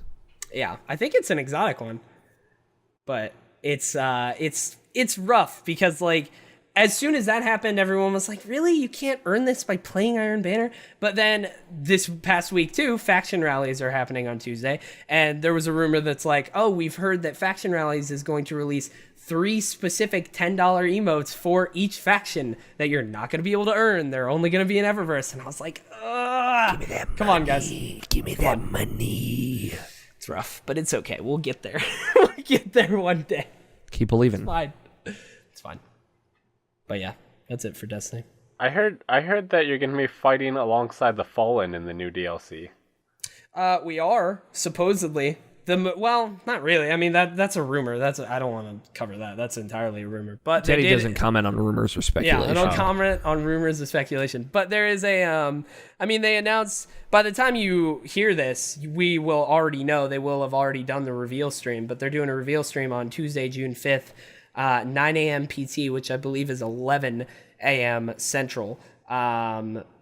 And I'm going to be live 10 a.m. to 2 p.m. Central Time on twitch.tv/TeddyChinaris if you're watching this live to watch the stream and talk about it. But they announced that it's called Forsaken, and they released a little video of Cade and somebody, I think was a hunter, dropping in on the reef. So we're going back to the reef, so that's neat, I guess. I feel like it should have inspired more excitement from me, but I'm like, okay, reef. Getting some good reefer, finally. Just that's lighten up. Really just getting to the reef that I need. Hashtag more Cade. Hashtag Cade 420. Okay, honestly. I'm sure Cade's great. Teddy will have all the comments on the next episode while we were swimming in E3 news. That'll be the biggest takeaway from E3. At that point, they will have done the reveal, and then at E3, I'm sure it will have been playable, and they will have had like a strike and whatnot. There will be even more than just from the stream. So, well, we'll cover that next time. But there have been some pre-E3 news, some announcements, some teases, some leaks. Darian, can you start us off with the first one? Yes. So they've officially announced Pokemon Let's Go Pikachu and Let's Go Eevee for the Nintendo Switch. It's supposed to drop in November, I believe. This is November 16th, I think. Yeah. It's going to share elements from the core series. It's supposed to be a reimagining of Pokemon Yellow. It'll take place in the Kanto region, no Johto, so it'll have the first 151 Pokemon, plus a new, never-before-seen Pokemon. So there's going to be 152. They're also going to have their Alolan forms available, which is from Sun and Moon. The way that you capture the Pokemon is going to be similar to how you do it in Pokemon Go, with the throwing of the Pokeball animation. Which I will say, so in Pokemon Go, you're doing it on your controller, or you're doing it on your phone, swiping and stuff. I feel like that's a little bit interactive, a little bit more intuitive, a little bit easier than trying to motion control. I feel like that's going to be a lot harder to be accurate with. I'm excited for it, mostly because of the Pokeball Plus that they announced that'll go along with it. And I'm all about gimmicky stuff, and that's very gimmicky, and I'm ready for it. Darren's gonna be carrying around all her Pokemon. She's gonna get 6 of them with her I got whole a team. Pokemon Plus or Pokemon Go Plus accessory last week, and it has been on my wrist every day, constantly, and people are like, "Why?" Like, has that been working Yeah, well for you? that's a good Because question. my friend has one of those, and she says it like disconnects constantly. if you're not active with it, it will disconnect. And I think there's a set amount of session time that it'll do before you have to reset it. I haven't been able to determine what that is because I feel like it's different every time. But I also work right next to a Pokestop, so mine's constantly going off. Constantly. It's which is lit. Great. Living the life, dude. Yeah. I'm going to get the Pokeball and use that as my Poke I'm not gonna Plus do any of this. thing. You can't. I don't think you can. No, do that. yeah, it'll work. It'll work with Pokemon Go. It will work both. As with, a Pokemon Plus? yes, it'll work. Or Pokemon Go Plus? It will work So both much. in Let's Go and on Pokemon Go, and it I'm all basically about it. don't Yeah, you It's hell $50 yeah. fucking dollars. It better work with Pokemon Go. I'll tell you that much. Yeah. I thought that U.S. prices weren't confirmed yet. Nah, it seems like it'll be In expensive. Japan, it's the equivalent of $45, but they haven't announced worldwide prices yet. If it's any more Let's than see, what else is $45. here? Oh, you can share Pokemon between Pokemon Go and the game. Once they're in Let's Go Eevee or Let's Go Pikachu, they cannot go back to Pokemon Go. They go to the ranch, a Pokemon Go ranch, where you have to recapture them, which is kind of lame. I got you once, why do I have to catch you again? But that's fine. The thing that really bothers me is that you can't put them back. Like, that's nerve-wracking. The online service, Nintendo Online Service, will be required for trading and battling online. There's also going to be co-ops, so 2 Joy-Cons can be used in one game, which will be fun. I find that kind of weird. Like, is there a reason to put? Like, what's the other person doing? What? Why? What You're is both this? just running around. Did they add anything to the experience? I don't know that they've confirmed a whole lot of information. They add for the emotional co-op. support. Yeah, you see them both throwing the Pokeballs at the same time, and it's like, If does you that do synchronize anything? your Poke throws, it is more likely that you will catch the Pokemon. Okay. It has to be. I mean, then do you both get the Pokemon, or do you have 2 teams? I mean, What's this the- person is just a drop in, drop out. It's not like they have like a profile or Exactly, a character. so- They don't matter. yeah. They don't matter. It's No, like- it's like I'm a 23-year-old person, and my 5-year-old sibling comes over because I have one of those, and he doesn't know how to play Pokemon, but he can play with me. He's gonna mess I up all think your it's throws, and you're gonna throw No, him. I think it's a fun way to bring more people into it. Take him down. Okay. Is there anything else about the? Because I've got some hot takes. You go on. I have 0 takes. Okay, so it comes out in November, and I originally was like, that seems really dumb to have a Pokemon Go compatible game come out pretty much in winter. But I was thinking about it, and so I put up a Twitter poll of, do you think Pokemon Let's Go will get you back into Pokemon Go? The options were yes, no, already installing, and I already play Pokemon Go. Which really I should have just kind of made it yes, no, or I already play Pokemon Go. And 21% yes, 45% no, 7% already installing. And the 7% is like, this got me so hyped that I'm already about it. And then 27% already played Pokemon Go, and that's out of 42 votes. So the majority, 45, 55 is the split of people who are going to or already playing Pokemon Go. So basically announcing it now creates hype, and you're going to get people getting back into Pokemon Go because of this, who are going to catch their Pokemon during the summer and want so they can transfer them back. And then come winter, when no one's going to want to be playing Pokemon Go because it's cold and stuff, they can have their, Pokemon Go experience at home. They can it gives them like a way to play Pokemon Go without actually having to go out in the winter. So the timing, like, if you look at kind of a long game, I think it kind of makes sense to kind of build the hype, everybody's back in Pokemon Go, and then right when it gets like bad weather to be playing Pokemon Go, switch them over to Pokemon Let's Go. This is exactly the kind of like United States centralist mentality that I would have expected from you, Bryce. There are people outside of the United States, outside the winter of November, that play video games. It's a true. worldwide phenomenon.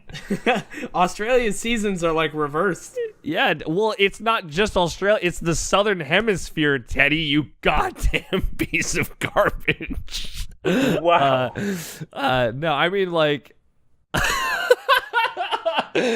I think this is just such a shrewd, brilliant move on Nintendo, because they're like, hey, man, look at this bullshit that we're making. Let me tell you about this weird Pokeball analog stick controller you can get. But hey, we're making a core RPG Pokemon game that we mentioned last year. It's coming out next year, second half of 2019. Chill, everybody. Very much Damage Control.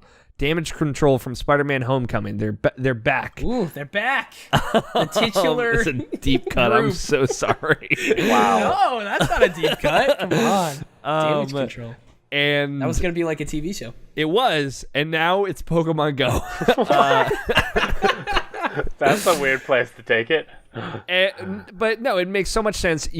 On the Nintendo end of things, it's Switch. It's year 2 of Switch. They're launching an online service. What better fucking games to launch online service with than Pokemon with online training and battles and fucking Smash Brothers? Super Smash Brothers. This fall is going to be lit on Switch, as the kids would say. Yeah. And it makes a lot of sense. Their year 2 now looks so much stronger, even if it is some bullshit Pokemon game that maybe I'm not that into. And they've got me hooked by saying, hey man, chill. Like, we got that core RPG Pokemon game coming next year. If you wanna Let's Go Pikachu and put a cute little hat on Pikachu and tell him just it's right, it's so cute. Goddamn. You can do that. And then next year we got you, fam. It's just, it makes so much sense, and it's going to do super well, and Switches are going to be flying off the shelves. That Pokemon Let's Go Pikachu, Let's Go Eevee Switch bundle is going to be impossible to find this holiday season. You know what they need? They just need one sentence, and the Pokemon Go hype is just going to be eternal. Mm-hmm. Your Pokemon from Pokemon Let's Go can transfer to the core one that comes out in 2019. Yeah, Ooh, deposit that bad boy into the Pokebank and take it to the real bank. Let's They go. won't confirm if Pokemon Bank is going to be available, though. Yeah. Once they probably give you the full details on the 2019 one, we'll probably find time it out. The like Pokemon Go hype right now, building up to Let's Go. This time next year, they're talking all about the core RPG, and we get those details. Pokebank, you can transfer your Pokemon over. Hype doesn't stop. Give this game a second wind this time next year for those folks that skipped it, like probably I will. Maybe we'll say, I don't know. And then it's like, well, shit, I can just throw my goddamn Joy-Con around and I can just deposit my my Charizard into this Pokemon game that's coming out next year. And it's just like, God damn it, they got me $60 for this fucking Let's Go game. I will say this. And then you're outside, you're out in the sun because you got to get you can't only my play the vitamin Let's D Go. deficiency is killing me. I'm dying in the sunlight. You gotta go. I am in the minority, but just to throw my very neutral take out there, nothing will get me into Pokemon Go. I'm excited for next year's Pokemon. Yeah, I'm in the same spot. Don't want to walk. Zyger, Kind of Funny Live 7, whatever one's coming up. You gotta grab Teddy and you gotta Pokemon him. Take him to the Pokemon. A lot of them are. They're like, You gotta poke his we're man, gonna you know what I Pokemon mean? Go all around San Francisco, and I'm like, I'll just walk with you guys. I'm okay. I don't really need to. It's fine. You know who else is trying to build some hype? The Fallout, the Bethesda of the Fallout. The Bethesda The of Fallout. the Fallout. Jesus. Yup, the Fallouts. God, They they did a stream They did a stream. They did a very Really? long stream. Very long stream. How was long only like was that? a It was like full 20. day. Yeah. It was very weird. It was just like coming at any minute, just wait, and everybody watched. Everybody was like, at any moment now. There was a lot of moments where people would like walk by the camera or like do something funny. It was good. But it all culminated with a teaser for Fallout 76, which was a very interesting little trailer showing kind of an empty vault with one person kind of strapping on their Pip-Boy and going on an adventure. Now, Jason Schreier of Kotaku has the That skinny. smart boy. Scoopity Boops McGee himself. Oh, as That's they his call him. official title. He has some inside sources who claim to know what Fallout 76 is all about, and I'm gonna tell you what he says.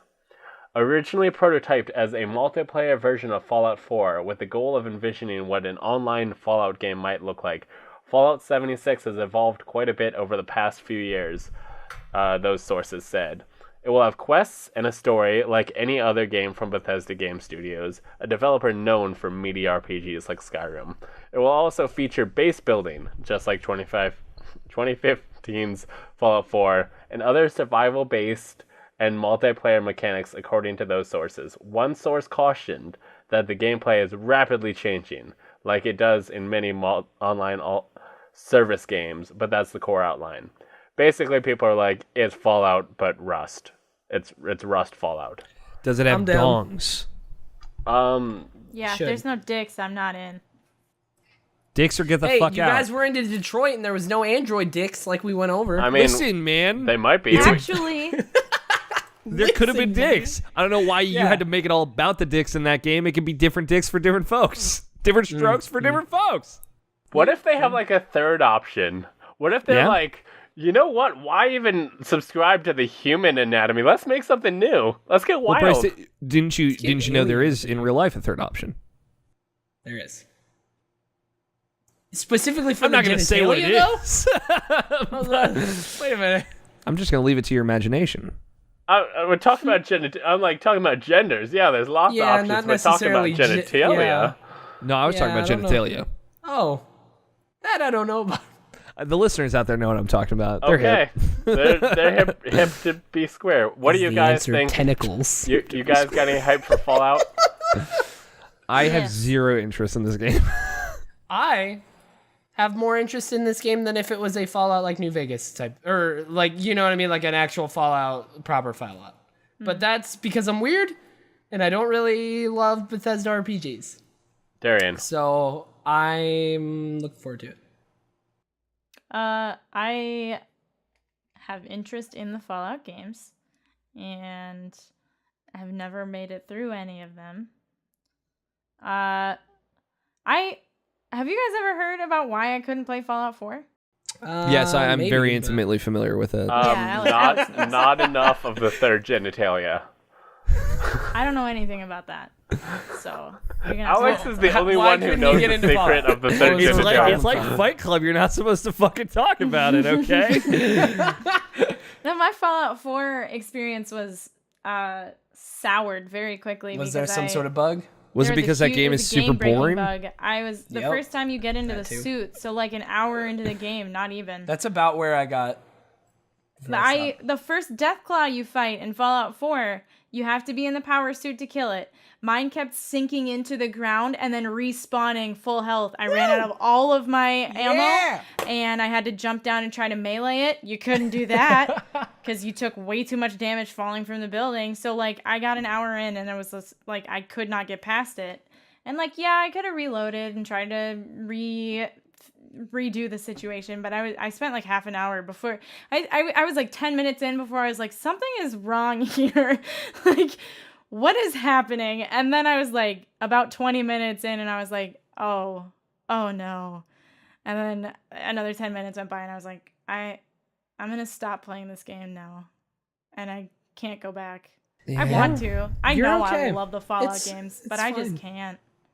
It's okay. So, I mean, the new RPG, like, that's really fun. I heard Elder Scrolls Online has its good and its bad stuff, so I'm very just good. hoping that they take... Most of what you hear, let me just throw this out here as somebody who's been Okay. playing it recently and all that. Most of what you hear that's bad about ESO was from launch, because the launch was real bad. That's But that's what I heard. 3 years later, it's like really refined and polished.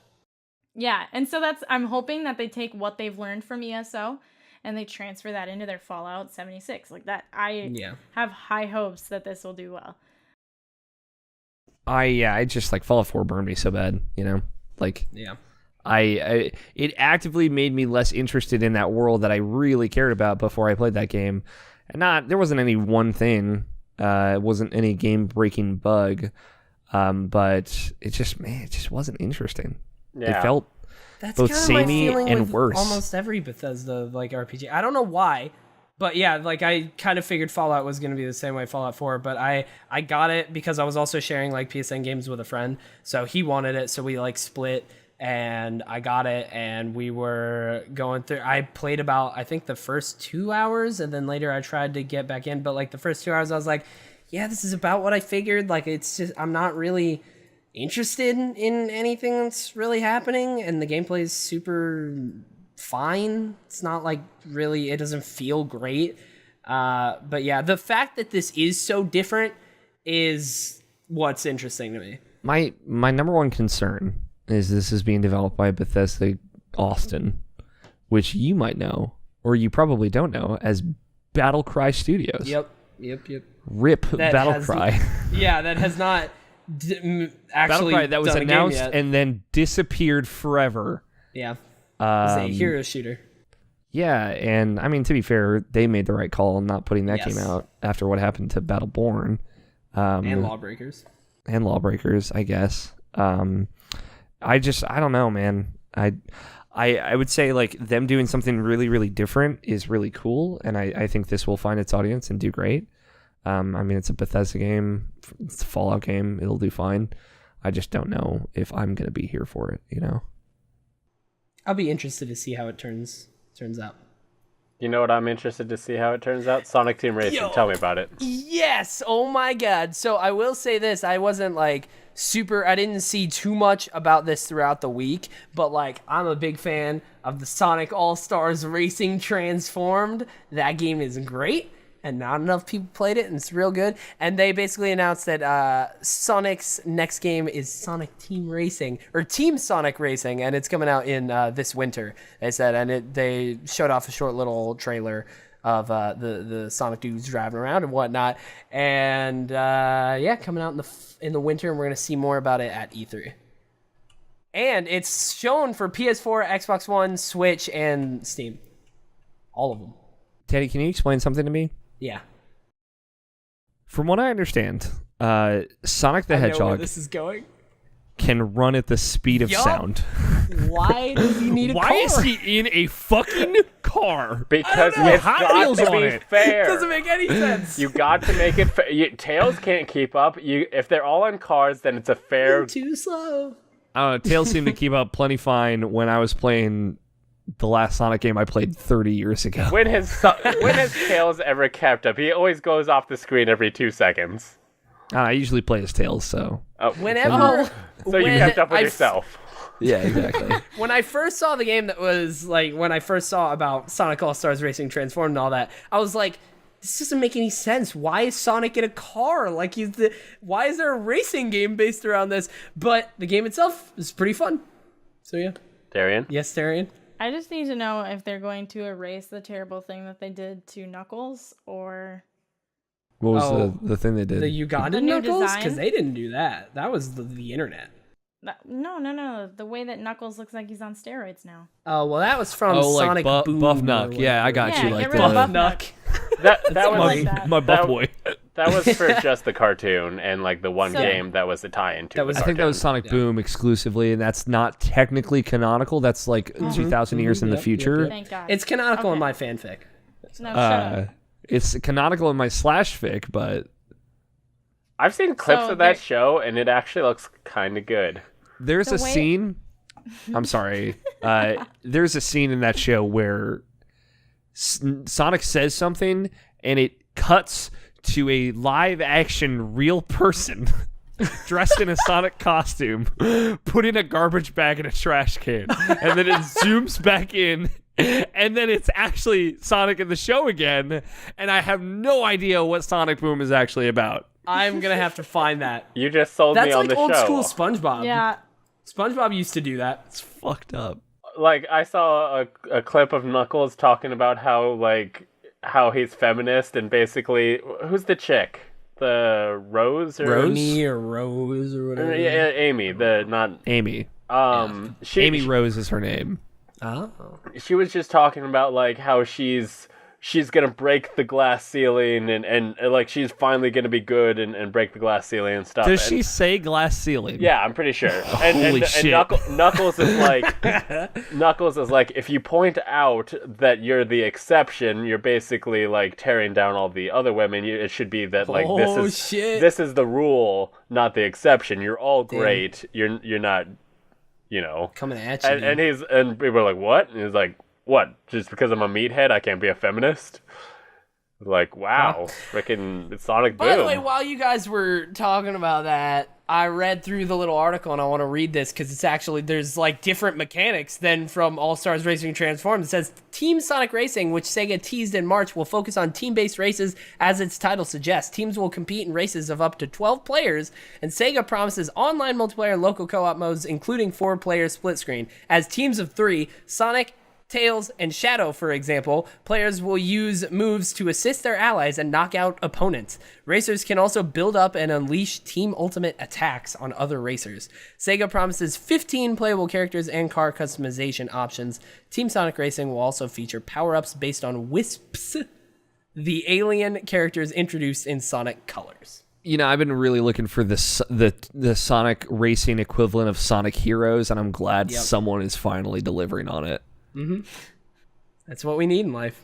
Y'all remember Sonic Heroes? I do not, actually. No. Remember they were like, we got a team and it's got an alligator and a bee in it. I don't, but now I need to learn. That's what that game's fucking about, man. Remember That when sounds Sonic amazing. was good? No. No. I don't have a hatred towards Sonic. I don't have many experiences with Sonic. I've never loved Sonic. The only time I've loved Sonic is Sonic Adventure 2 Battle, which is arguably an irredeemable video game. But you loved it? But I love it. My first childhood crush was Sonic the Hedgehog. God, it Get explains out. so much. No, I'm just kidding. This is where Darian just talks about all the like fictional characters she's had crushes on. You're Human too Weasley. slow. Can we have a whole podcast about that? Yeah, That'd I'm be here a for that. Wild ride. I would love... Can we do a special? Yeah. That would be awesome. Can I be on that one? I'll talk about some stuff. absolutely. I got Alex's brand is horny on main, so Okay, That's what can I somebody like. explain that to me? I saw Alex and who else? Fucking... Jessica Howard. Yes, Alex and Jessica talking Kaylin about this. Galise-Rowe. Yes. So what Now is Moises this? Tavares. What does it mean? What does the phrase mean? Let me tell you about what it means to be horny on main. You remember that? Please. You remember that time, Teddy? And I'm gonna ask you, personally, directly. Remember that time you were like, "Man, I'd really fuck that Sonic character." I don't know if this was something that you thought specifically. That one probably should have been more directed towards Darian. Well, I- no, listen. I never. It was a childhood crush. I didn't want to have Okay, sex. you didn't want to with fuck Sonic. Sonic? Okay. You wanted Sonic to come and sweep you off your feet. Yes. And take you to that weird Final Fantasy world they went in Sonic 06. And then he kissed Yes. that girl in the mouth with his hedgehog mouth. This that real was blue hedgehog actually mouth. Yeah. my imagination Yeah, in a video game. You wrote that game. I know. was It's me. it's crazy. I'm glad they made something directed Okay. to you. Now, Teddy, what if you were just like, man, I want to fuck that Sonic character. I can put myself there. Maybe. You can put yourself there in a heartbeat. Okay. And just think about, what if you're like, I really just want to tell the world this, but it's one of those things where you're like, maybe I should just keep this to myself. What if you just didn't and you tweeted out, I want to fuck that Sonic character? That's what it means to be to horny, be horny on main. on main. Okay. I mean, I think I Alright. just figured like a lot of people have their private Twitter accounts, and that's where they say their sex things. But then sometimes you go on your main account. It's on your main account. Okay. Yeah, dude. Okay. makes sense. That's You're the like, literal. man. That's the literal translation. If Knuckles really has a four-pronged, four-penis echidna dick, then I want to see it. And then you tweet that. I mean, That's the I third- can agree the there. third I'd one. like to Okay. see that. Yeah, But also that's- not really. No, I take it back immediately. Derry doesn't look like she does. No. You never had a crush on Knuckles? Mm-mm. Okay. I'm about Shadow. I was I went like Sonic and then like ooh, Shadow's emo though. Ooh, he's a bad boy. Is it when he killed the president of the bad United dude. States in Bad Shadow the Sonic. Hedgehog? Is that when he did it with a gun when he shot the president with it? Is that canonical? Alex on every week for his unbridled knowledge of deep Sonic cuts. Oh my god, deep ridiculous Sonic cuts. This is amazing. I don't know if that He actually shot- happened in that game. Okay, I was about to say, I was like, he shoots guns in that game. He does. kills cops in that game. Knuckles. jeez. Shadow the Hedgehog is a fucking buck wild video game. It sounds like it. Teddy, please finish the news for us. Okay, fucking, I don't even know. Assassin's Creed Odyssey. That's a thing that's coming out, and it was confirmed by Ubisoft. It was leaked as a little keychain of a Greek helmet, and it's supposed to be Odyssey. You know, it's supposed to be set in ancient Greece, and it's supposed to be a sequel to Assassin's Creed Origins, which means I need to finish that game really badly. Because man, Do I have to play any of the Assassin's Creed Nope. games to play this one? you You don't can have to jump play into any Origins. of the Assassin's Creeds to play any of the Assassin's Creeds. You but don't need to should. play any of the Assassin's Well, okay, Creed. there are certain ones, just period, no. There are certain ones that you should, like, if you're trying to hop into Assassin's Creed Revelations, you should probably play 2 in Brotherhood, you know? But, like, if No, you're trying to I hop into just want 3, to play Odyssey actually. if you're just trying to play Odyssey, you should probably pick up Origins when it's on sale. It's a real good video game, but if you don't beat it, it's probably fine. You're okay. It's fine.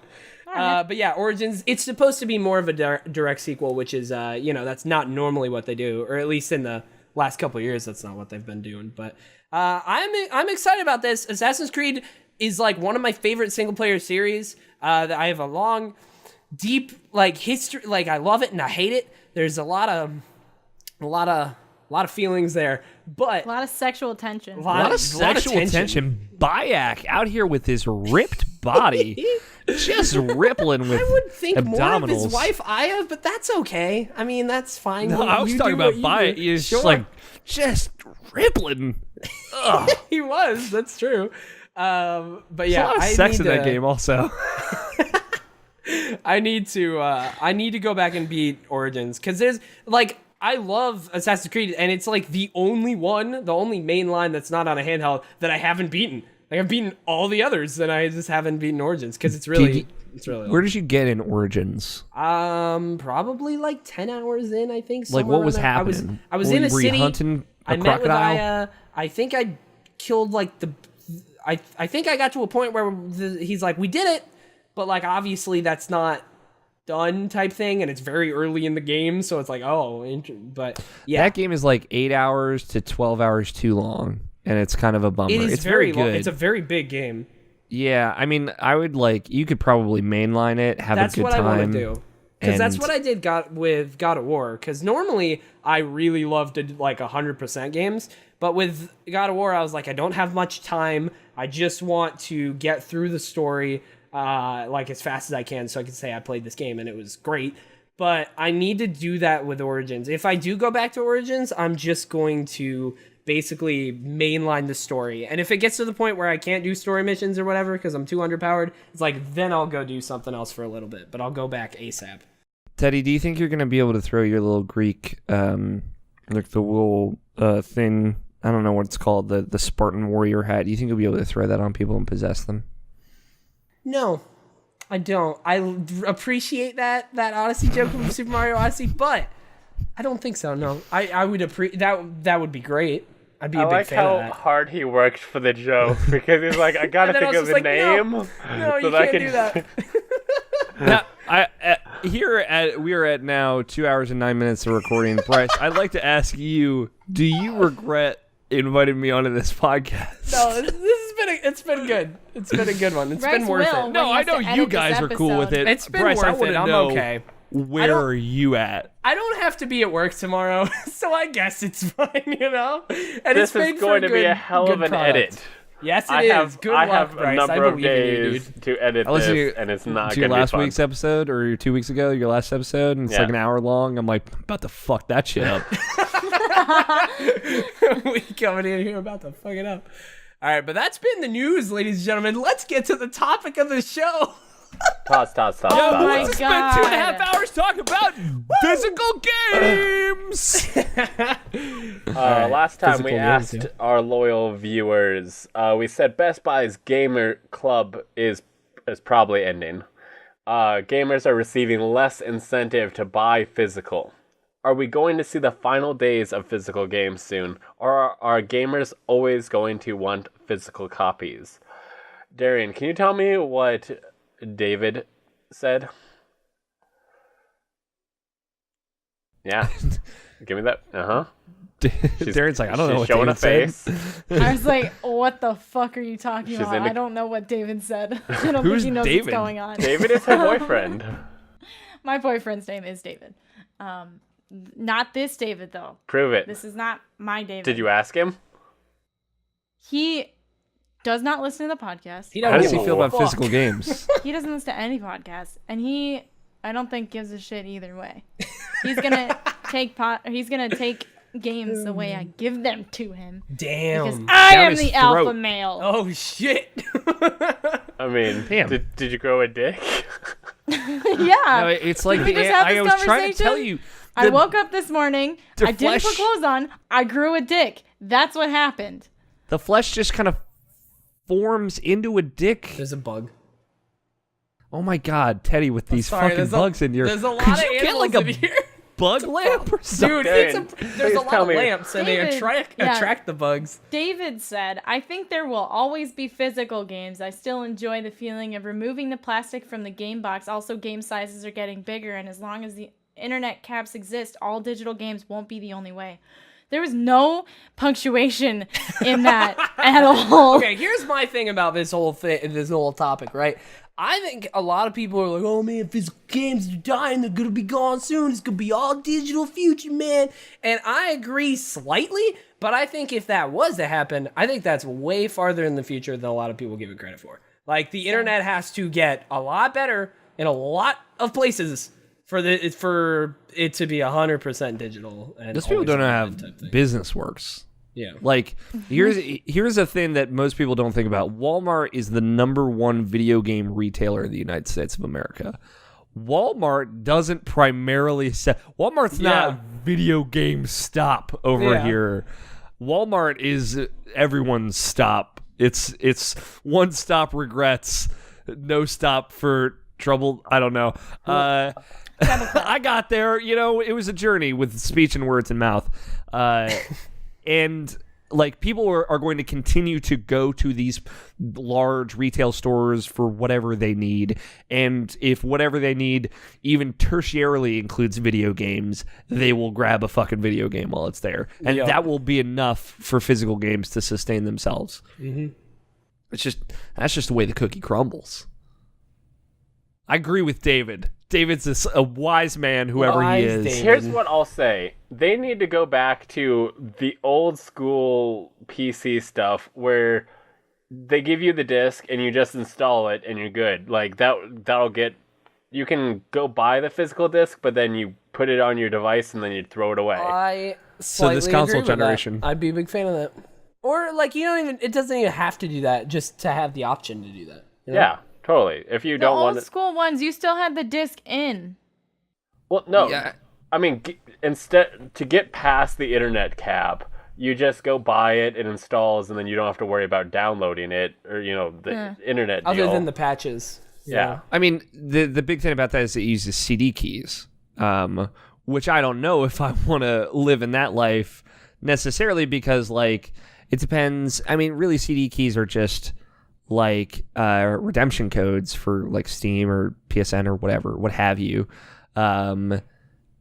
I guess, like, back then there were more issues with it in, like, late 90s, early aughts of, well, if this CD key isn't like pinging a server, it's just kind of like a one-time authentication type thing. If you like had to get a new computer, but you still had the game in the CD key, you couldn't use that CD key again on a different computer, things like that. I mean, that was a very it's not a very widespread issue, I guess, but I mean that's how video games are now. PS4, Xbox One games, you just install off the disc and then it's just kind of there spinning a little bit. Just wish you didn't have to switch discs. That's legitimately my biggest, and I'm not even that far from my PS4. I can reach it without getting up from my chair. All my games are right there on that bookshelf, and the console's right there. I'm touching it, but I still just don't like to switch out the disc. I like to quickly switch between different games. But I mean, to be fair, that this was the Xbox One's original plan, and that just murdered. They were like, "We're gonna do this," and then people were like, "Fuck you." Yeah, not ready. The world's not ready yet. I think it's totally a viable, possible future, but I don't think it's 100% like this is going to happen. And I definitely don't think this is going to happen in the next 5 years. Like, I think this is a long haul possibility. But also, like, even in a situation where that's the case, where you get the game and it authenticates once and that's your CD key or whatever, and then the disc you can just toss into a garbage can, people still sell discs. People will still probably primarily purchase via disc in those instances, even if they're garbage. They're kindling. Teddy, can you tell me if Matt likes purchasing discs? Matt said, "This is silly, but I prefer physical copies when the game is something I can play once and beat, and I prefer digital when it's something I want to keep installed to play whenever." And I totally understand that. That makes sense. That's not silly. Yeah, no, that makes sense. Yeah, He's like, I want to beat God of War once and then sell it to the devil that is GameStop so I can get that cash money. That 7 cents. That's sweet 7 cents. GameStop has kind of like that is not their primary business anymore. They're selling like knickknacks over there now. Oh yeah, it's like a collectible store more than anything. Yeah. You guys want to buy I my walked by t-shirt? one today. That's where I got my Pokemon Go Plus accessory. Brought to you by GameStop. I never actually Hashtag not sponsored. By the way, I was, standing in front of an air conditioner to cool off for a second while Bryce was reading the question, because it's hot in here.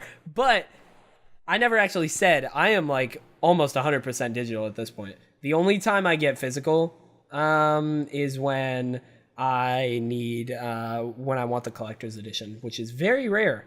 Very rare.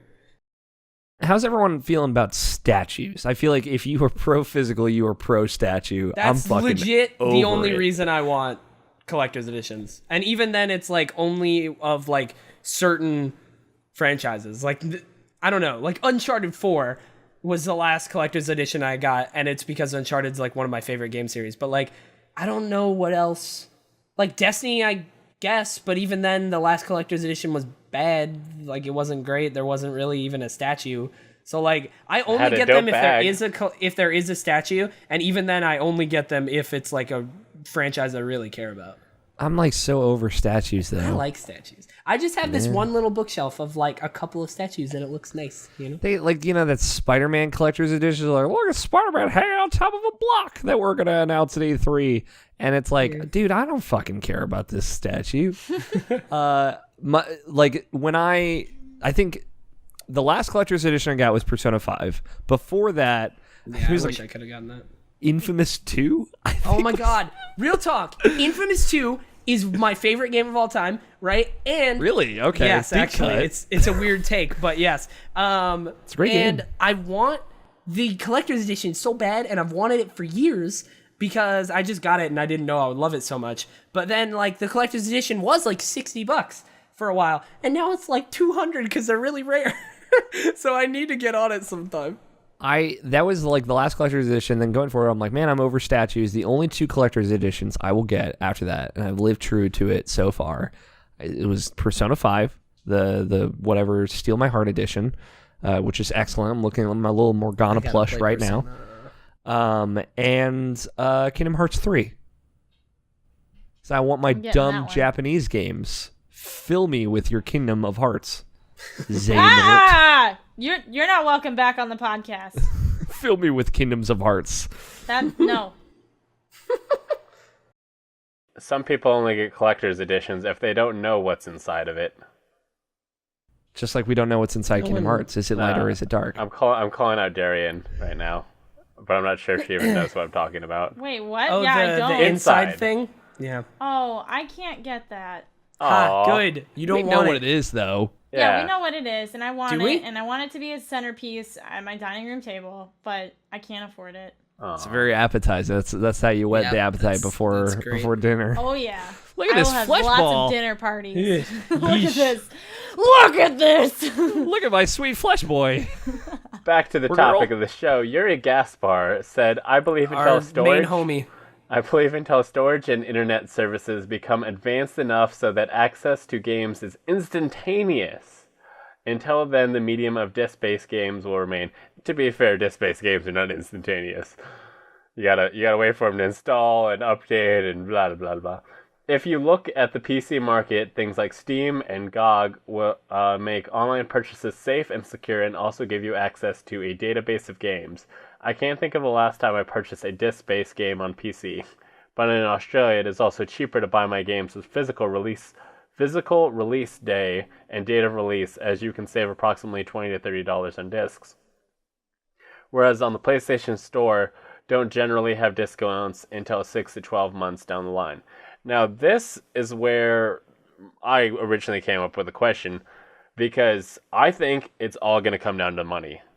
Because, like, with the Gamers Club offered a price discount. It gave you incentive, a money-based incentive to buy physical. And if a money-based incentive is gone, why would you not buy digitally? Yeah. I like that was the thing. I used the Gamer Club Unlocked. I still have it. I guess I'll have it for 2 years and it'll be gone forever. But, I have a ton of physical games now because of that. I used it a lot. And what's cool about that, I mean, say what you will, not sponsored by Best Buy, but like, you accrue points with purchases and then you get like $5 and $10 credits, which is nice. But, like Amazon did their thing for a little bit and then they dropped it like less than a year later, it felt like. And I don't know, Gamer Club was the best justification for going physical. And now that it's going away, it really just doesn't make sense, especially when Sony specifically is sending out their like 20% off coupons on a pretty regular basis, maybe every month, every other month. And that's essentially the same deal as Gamer Club Unlocked, but without tax, and it's digital. So it's already a better deal. Yeah. I will say this about physical games. Recently, I've been like, listening to all sorts of podcasts like I usually do, but like I've cared a lot more about the fact that like video game preservation is going to be really hard. Like when, I don't know, I feel like we need physical to live so that it's not just tied to an account, aka tied to a console, aka like I don't know. We need a physical thing that's like, this is the game, The pirates will make sure that there's copies around. They will. Always. I'm pretty sure the pirates are cracking. Like, even if it's all digital future, the pirates will find a way to strip out and back up and keep everything. Like, weirdly enough, they're going to be the ones that video game preservation is hard. When they're tracking. I mean, definitely the older stuff weirdly enough, because it was only physical. That they on kind like of had arcade cabinets. And like old NES cartridges had like chips and boards in there that were so. I mean, for example, PT, right? That only exists now on consoles who have it downloaded. Yeah. Like there was no physical thing, and they took it off the store, so it's like that's that. It's done. So it's like stuff like that worries me. But if you ever downloaded it, there is a way to re-get it. You have to like do a proxy server thing, right? Yeah, I did it once, and I'm not going to delete it. But yeah, there's a way to re-get it if you do the proxy thing. Nice. Alex, can you tell me about Quinn's thoughts of the future? I like how you pick Quinn for me. Just this boy out there. Shout out to Quentin Hoffman, somewhere out there. I assume that's who this is. I would assume so. Hey there, as someone who only purchases digital games and has encouraged others to do so, why do you see the games market heading into that direction versus people collecting music, i.e. vinyl? Because it's convenient. It's convenience. I think pre-install and play at 9 p.m. or midnight is the number one thing. Imagine, if you will, come with me on this journey of imagination. If a midnight release of a movie, you could stream from your home, right? That'd be dope. I'd never go to a movie theater again in my life. To be fair, I probably wouldn't do that a lot of times because the main reason I love the premieres is everybody getting excited, like cheering at certain moments, and actually having a good crowd. Can be, right? Like, Avengers. But for some movies, yeah, I liked seeing in a theater on premiere. Yeah. But like The Incredibles 2, I'd probably watch at home. Yeah, because of this woman crying behind me halfway through the movie at everything that happened in this Avengers. I'm like, lady, fucking chill. We're not even at the climax yet. I don't know what's going to happen, but you are stressing me out. That's me. That's funny. Yeah, That one's me. So, I'm the one just crying. There's going to be a lot of kids at my Incredibles 2 showing next week. There's going to be a lot of kids that are going to be... I'm gonna go at 2 p.m. on a Thursday. Like, going at 5 p.m. at the premiere. No fucking way. But like, and I think 10 a.m. on a Thursday. As things will adopt there, I feel like there will be ways to make those inevitable stream at midnight, this movie that's out now, make those more community experiences like VR, for example, VR movie theaters and things like that. Like, I can see, well, that's like more 7 to 10 years ahead of time. I can see that being like a really realistic thing. I think there are game collectors out there as well that takes like physical games really seriously. One of my coworkers is a huge game collector. He has almost every single Wii U game physically in existence, cool, because it's one of the smallest video game libraries. Yeah. So it's like, he is now on this quest to collect every physical Wii U game. Which is cool. Like, there will always be people that are out there doing that. And like you said, Teddy, I think preservation is a big, important factor in that. Like, Too Human is a game that was pulled and you can no longer buy physically, and it was pulled from digital stores. So it is a game that kind of exists in this ether of like, if you had the disc, well, it exists for you in this very, very specific way, but not really outside of it. Not that Too Human, stellar example, but that is one to put out there. So I think a lot of it is, I love purchasing digital. I love the convenience of it, but you always have to live with the risk that the publisher will remove it from a store, or that store will cease to exist. I will say that like the question Quinn presents of kind of collecting, like when we going digital is kind of going to be the general people. Like, I don't think anybody's only listening to vinyl. There's probably somebody who only listens to vinyl, but they probably have listened to it via an MP3 when they're out and about and stuff, and then they also have their vinyl collection. So, like, there is a site that creates collector's editions of digital only games, and what honestly they do is they put the game on a special thumb drive with like a DRM free copy, and it comes with all these like knickknacks and stuff, which I have. Do they come with patty wax as well? This came in my Lovers in a Dangerous Space-Time collector's edition. It's pretty dope.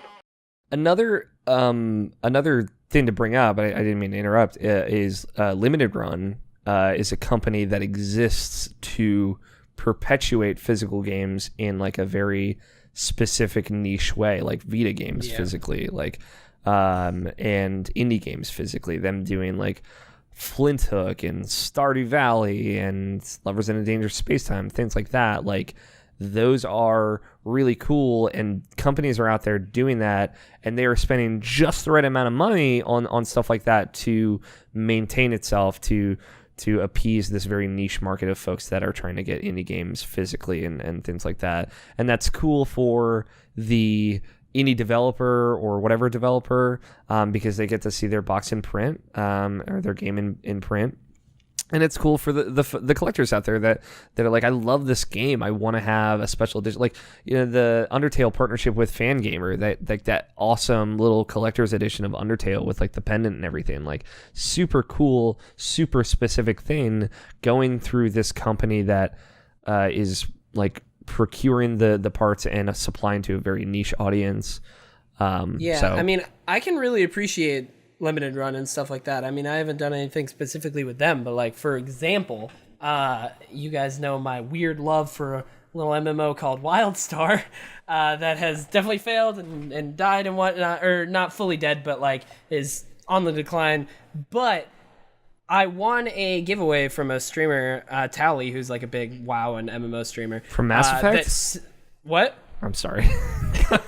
He sent out, I won a giveaway from him, and he sent out a like WildStar like swag bag where there was like t-shirts and like a little lanyard and like an actual disc for the thing, which is weird because it's a MMO where I didn't even know they made discs for that anymore. But like I have an actual box copy of WildStar, which is like pretty important. I'm like very happy that I have that, you know, for something that I love, but like not specifically would have been a thing that I physically had, you know. But yeah, it's cool. They're supplying to folks directly for something that not a lot of people want, but just enough people want that they can make a nice profit off of it, and they can also appease that fan base. Yeah. Okay, between now and the next episode is E3. So, tell us your biggest surprise for E3, what it was, because you'll have seen E3 between the next episode, and So excited. and what news you're most excited about, and we'll discuss it next time. Send in your responses at readysetgamecast.com/submit. Can I ask all of you an E3 related question? Go for it. Yes. I want to date, a hard date. When is Kingdom Hearts 3 coming out? November 16th. I know Darian's got me covered. I was gonna say November. Give me a hard date. I'm November saying, 16th. here, hold on, hard date. Same as Pokemon Let's Go Pikachu. Yep, they're gonna compete. Who's gonna win? December 25th. Shut up. October Christmas. 21st. Christmas. Okay, I like That's my that. birthday. October. Is it a Redhead. Tuesday or Friday, or are we just That's living a hopes and Sunday. dreams? Oh, okay. December Hopes and 25th is dreams. actually a Tuesday, by the way. Christmas is actually a Tuesday, so I'm just saying. Christmas I'll came be okay early. with October 23rd. That's I close think enough. that'd be hype as fuck, though, if they literally, like, at the end of a trailer, it was just like, Christmas 2018. Just straight No, up that would be Christmas. awful. How am I You going to don't. get my collector's edition Kingdom Hearts it. 3 on Christmas? Walmart is closed. Amazon's not going to deliver Hey, my man, they'll package. open, Like, it's fine. It's fine. You could No, could it's bribe not. someone at Amazon and have them deliver it a day early. Yeah. I don't know anybody at Amazon. It's fair. Too bad you don't know a delivery person. Good call. Bryce, hit me. You're not Amazon. Hit him. I said November 16th.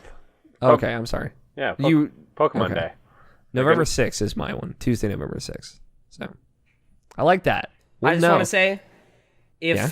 Halo 5 Battle Royale is not announced at E3, I'll be shocked. I think that is... That's not going to happen. I think it's a totally great call. I think if there's any genre, specifically or any franchise, specifically Halo 5, that would fit Battle Royale, it would, like, It would it's fit. Halo 5. Like, have you played Halo 5 Warzone? Yeah. That's why I brought this up on my show know as what I well. mean? It makes a lot of sense. They have the Yeah, I think it capacity makes a for lot of sense. I'm I not just don't sure- know if I'm they're not- going to announce a Halo game at all. So Yeah. I'm not 100% saying it would happen, but I think it makes a lot of sense for that game. I think they could totally do that well. And I would love to see it, because it'd be cool. They're going to say Mixer at least Do it. 4 times during the Microsoft press conference. No, they're going They're going to to say say Beam. more than that now. We're bringing back Beam. We decided Beam was We're better renaming branding. it again. Teddy did predictions, like live predictions, and my prediction for the Microsoft deal was like they'll say Mixer at least like 6 times, and they only I said think you like said 7, and they did it 5 or yeah, something it was like that. it was like way more than they should have, but I was like but I didn't get it because it was But just you went pretty far. You Yeah. were like a lot.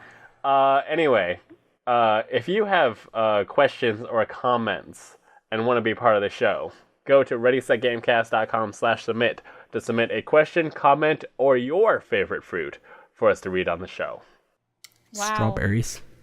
Strawberries are really good. Strawberries. They're up there. It's like strawberries and pineapples are two that are really high up there. Strawberries are one of few fruits I can just fucking eat, man. I don't need anything. Just fucking go in on, you know? Matt That's my strawberry eating noise.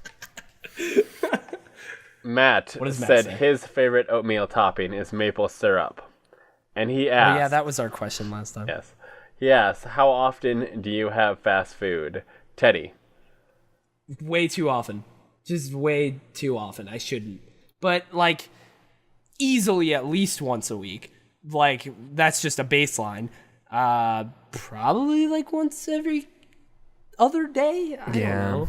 It's like on my way home from work, I'll stop by Subway because like I have the campus brewing the campus dollars that like I don't have to pay too much for, so it's cheaper. So I can stop by Subway that takes those, and like there's also what is it? It's like a Wendy's nearby. It's pretty nice. I don't know. I'm bad. Dude, I'm right there with you. I like it is, I would say 90% of the time. It's a real problem right now, y'all. Cook, so it's like most of the time if I'm gonna grab something. Today, when I was at Publix, I got a Publix sub, so that's I think that's a step better than fast food. Maybe that's good. I eat Chipotle at least twice a week. Chipotle, and I don't know if that qualifies, but I love Chipotle. And if anyone wants to talk to me about Chipotle, my DMs are open. Oof. I love Chipotle. Chipotle is my life. That's me. It's literally me. Darren, how often do you eat fast food? You nailed it. I eat fast food once a week, twice a week if it is a podcast week. Because every Saturday, I work a 10-hour shift. And across the parking lot is a sub shop called Potbelly. Potbelly. So good. And it's a sub sandwich. So I eat a sandwich. And then on podcast days when I'm coming home from work, I'll usually stop and get a Jimmy John's sandwich. Ooh, Jimmy JJ. John's is awesome. James Johnson is my hero. James Johnson. Even though they're fast food, it's just sandwiches. So I mean, feel like here's it's the not thing. that bad. Subway fried food sucks. anyway. As somebody who's gone to Jimmy John's recently, and like I've started getting more Publix subs because it's right by the gym I go to, so I just stop by Publix to get a sub and then go home. But like the Subway is bad. I only go there because it's cheap, you know, and it's for me specifically. Jimmy John's it's is cheap. cheaper. It's not great. Yeah. Well, it's like basically free because I already loaded up on the campus like dollars, so it's easier, you know. I've been eating 3 Subway foot-long sandwiches in a sitting lately. What? Wow. Are you kidding What? me? Are you okay, Bryce? Is this He's a got call a- for help? No, got I a- think it is. I A tried worm. to. I tried to, and it wasn't enough. You tried to? It wasn't enough. So I went for a third. And it's still not, still in an hour You're or paying two. like $30 at that point, right? Like how much got you a paying worm. for this? You're What are those eating called? Is 1,800 this like- calories in bread Yeah, alone. 1,800 calories is what I try to stay under a day. You're eating that just the bread. No, dude, it's carbs. There's nothing good there. No, it's good. I mean, it's Only the delicious. meat's It's meat. I go. Here's what I go. I go cold. Is this all you eat in that day? I mean, sometimes I go. This is breakfast. Sometimes I go back for another 3. Jesus fucking Christ. Here's what I go. I go, dude. I'm walking off. I can't. I go cold cut combo deluxe, which is double meat. I add some bacon on there. I toast it, and I do 3 of those. When you Foot now, long. Bryce, this is a very serious fucking question right now. When you tell the lady what you want, Oh, I've been going to. I've been going. No, listen to me. Listen to me. You tell your sandwich artist what you want, and you That's look what they're them called. dead in the eyes, and you said, "Now I want that 2 more times." What emotional range do they deliver on there. to Yeah. you? What do you see on their in their eyes? I don't want to experience that. That's why there is a place that has. You're wearing sunglasses the whole time. There's a place that has a little touch screen where I can order, Oh. and there was a little drive up and stuff. And then I Wait, noticed. I Was noticed this a Royal Subway? Farm Subway? I noticed that there's one where there's a little self checkout inside, so that I could just go over there and I don't have to deal with them. Well, of course you're getting 3 sandwiches. You're living the future Subway glory where life. you're just like, you know what? Sure, another. And there we go. Yeah. That's it. Oh, I Yeah, can just make the number go up? See, here's the problem. I went to the drive-thru and I ordered what I wasn't quite as hungry, so I also decided to mix it up and I went with chicken, but I did a half. I did 2 foot-long cold cuts, and then I did a 6-inch, but it was chicken for that one. But then I go through the drive-thru and she just gives me a foot-long and a 6-inch, and then I had to go back in and be like, "You missed one." How are you doing all this and you're not like 700 pounds? Because I am the I hate perfect your human metabolism. body. I hate you, Bryce. I hate you. I can't deal with this. Bryce, I'm going to eat you the next time I see you and ask you how it feels. That's weird. Now I feel awkward about going to PAX East next year. Hell yeah, dog. You're going to see me and be like, I need to go the other direction. Fork and knife all of a sudden. Fork knife. Darren, can you give me the... That was good. Can you tell me everything Yuri said to us? Oh my god. Sure. Jesus Christ. He said, we see a bunch of new games each week coming to Switch, amongst other stores. But from what I see, a bunch of content is mobile ports. The most recent one being Pokemon Quest. Do you see this as a scary future for another marketplace to drown quality games in what is basically trash? Slightly. Yes. Nintendo needs to figure out curation, and they need to make their store not a fucking web page. Pokemon Quest The is a good store game. is a little ridiculous. It's like, okay. All right, what features would you like to come to Switch? I personally would like custom avatars and wallpaper. I mean, we Game have save Mii's. data's like with ours, like was on the 3DS and the Wii U. Yeah, That's that shit's specifically actually really like nice. here is detailed stats. I'm all about stats. A better eShop is honestly the thing I want. Like, I don't really care about anything else. Like, I don't care about online play. I don't care about voice chat. I'm not going to talk to anyone anyway. Oh, voice chat, yes. I don't care about take better that. friends list bullshit. Just give me a better eShop, and that's really all I want. If they want to start doing more stuff, they need a messaging system and voice chat and a better friends list in the system, not on an app.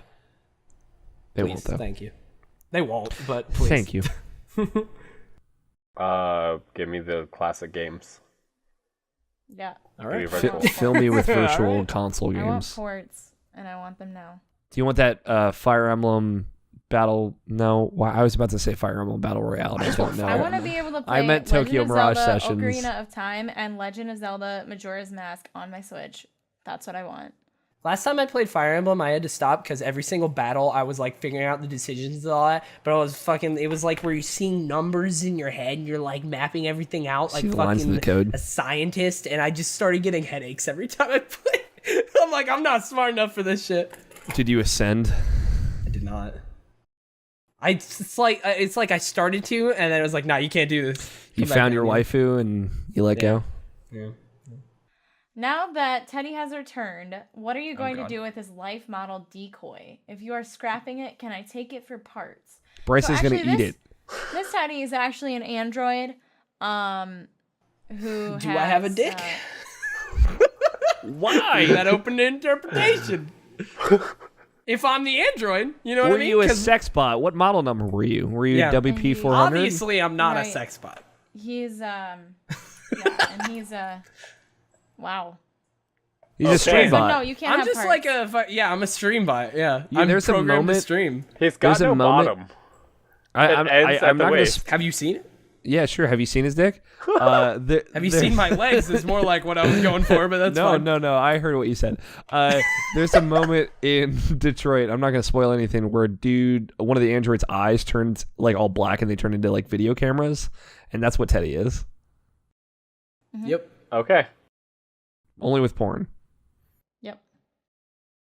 E3 is coming up, and it is all anyone is talking about. So my question to you guys is, what is happening in the realm of the Dark Lord and Death Eaters? I mean, only like 20 years ago, they were threatening humanity with their wizardry and magics. Then poof, they are gone, and we heard nothing about it. Discuss.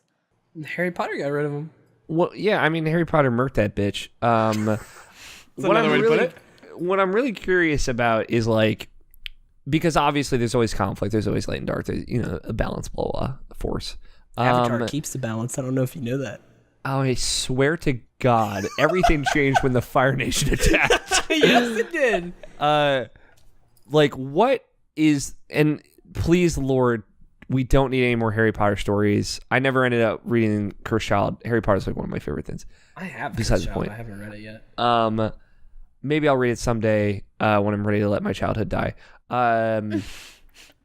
Like, what is the evil that comes up after Voldemort, right? Because, like, Voldemort is very much representative of, like, the evils that real-life humanity is faced of, like, kind of like Nazi Germany, like, those kind of idealistic, genocidal evils of purification, right? Like, what is the evil that is kind of representative of modern day of 2018 real world bullshit. Millennials. Yeah, it's millennials. Good job, Bryce. You and me, we're about to take this shit down. Damn. I don't know. I'd be curious to see, like, in a world where technology is evolving and John Cadera's out here spilling tweets about how PlayStation 4 is winding down, and we can't keep anything a goddamn secret. Like, is there a tipping point in 2030 where an android with his robot camera eyes sees a wizard do magic? Camera dick. His robot camera dick. The foreskin pulls back. Anyway. Oh no! Oh no! I'm so sorry. And he sees a wizard do a magic, and like then the wizards aren't secret anymore, like because you can't mind wipe an android. Like, is there like a tipping point where technology and magic have to like combine? That's a good ass story. And then like, how lit would that be? Premise. Is it like Blade Runner but with magic as well? Because that sounds incredible. I'm going to be writing my fan fiction tonight. I'll see you all in 20 years. I would love. That's a really good premise. That's a good idea, to something that would be awesome. Thanks, man. I'm all about that. Thought about that on the fly. And just because you mentioned Blade Runner slightly, I just want more games with a Blade Runner aesthetic. Because, oh my god, please. Thank you. Steampunk coming to a theater near you, but it's a video game. Not necessarily steampunk. That's steampunk. Cyberpunk. Yeah. Oh my god, please. Microsoft. Ramsag Eroy says, speaking of Harry Potter, when do you think that they will be getting a new Harry Potter universe game? Especially with all these new movies coming out. I feel like it's past this point. I mean, we did. It's on mobile, and it sucks. Yeah, it's shitty. I had an idea I want to share with you all. It's not weird this time, I promise. Well, depending. Imagine, take it how you want, if you will. What if BioWare made a Harry Potter video game? Yes, like, please. Create a character. What did BioWare make? I'm down. Like Mass Effect. Mass Effect, Dragon Age, Star Wars, KOTOR, Knights of the Old Republic. Gotcha. Like very, very decision dialogue wheel driven games is like the dialogue wheel is their thing, right? Mm-hmm. If they made like a narrative RPG, like create your own character, go through 7 years of Hogwarts, like 3-game series, like maybe set in like a more modern era. Man, how good would that be? Like, you could have relationships, you could have waifus or husbandos.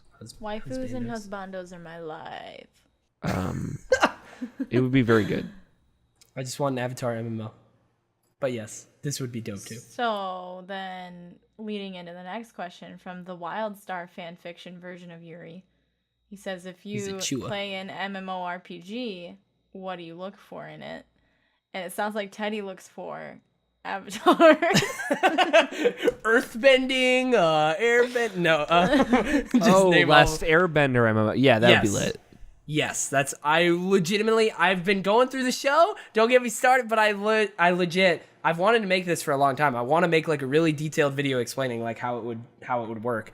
But if you play an MMORPG, what do you look for in it? A lot of things. I don't know. I specifically like. It needs to be kind of like a baseline sort of kind of World of Warcraft. Like, it doesn't exactly have to be a WoW clone. There's a lot of WoW clones out there that are bad. But, like, so, I don't know. They have to get the questing and the leveling right, and the progression has to feel like there's a lot left in there, but that you're making progress. It shouldn't feel like a wall. It's also just kind of... I play a lot of different MMOs because I like seeing what they do differently than the previous, because a lot of them are just WoW clones. So when you play one, you're like, oh, this... Okay. Like, Black Desert Online is hugely different from Elder Scrolls Online. So I just like something that feels like you're making progress in a world that feels populated. And that's like kind of the baseline. And then when you get further in, the group content, like dungeons, should be fun. PvP should be fun, but I don't always dabble in PvP, so that's not as important. And rating should be dope. Just dope. I don't like MMOs.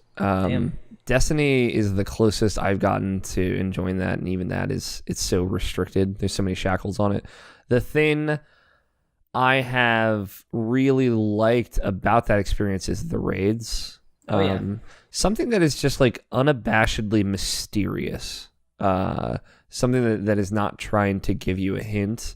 It's trying to bury its mechanics and make you dig them up with other people. Like it's a journey of discovery as a team, and that's the kind of stuff that if I were to get into a bigger multiplayer game, that's what I would want. In addition to like that single player through line. I will say this though, like I've seen all sorts of raids in different MMOs and whatnot, and dungeons and like harder versions of dungeons. Like they, sadly, like nothing really is Destiny raids, which is a bummer that they're kind of like the only ones that do exactly what they do, where it does kind of feel mysterious. And it's like if you go in blind, you really have to figure out mechanics. Like it's a puzzle you have to figure out along with like the gear check and all that. Like it's very unique, and not everything is exactly like that or really close, but I wish more things were. But MMOs and raids and MMOs are different and cool in different ways. But yeah, I wish more things were like Destiny, because like that's one of the biggest problems is like Destiny raids are some of my favorite things in games ever, and like they're the only thing really like that, so I'm kind of chained in a way, just so that I can keep playing the new raids. But yeah, they need to make the part where you have to play Destiny to get to the raid better right now. Yeah, a little bit for sure. I liked RuneScape, classic RuneScape, because I like that you didn't even have to fight. You could just be like, I just chilled and cooked, and there was a lot of like I would want something that's not, just fighting. Like I want to be able to chill and be a cook man. Did any of you ever play the 3DS title Fantasy Life? Okay. Anyone out there that did, make that an MMO, and I would be so here for it. Arian, what do you like? What are you into? Big titties. Okay. Big titties, MMO, RPG. Anime girls. It's no dicks, but I guess I'll settle. I don't play MMORPGs. I tried to play WoW, and it was overwhelming for me because I that happens a lot, joined after like the not the last expansion, but the one before that, or whatever they're called. Sorry. Cataclysm? Cataclysm? That was one of them. I just said that one to see if Penny would react. And I played for all of about like a week, and I was like, I cannot do this. There's a lot. No idea what I'm looking at. So yeah.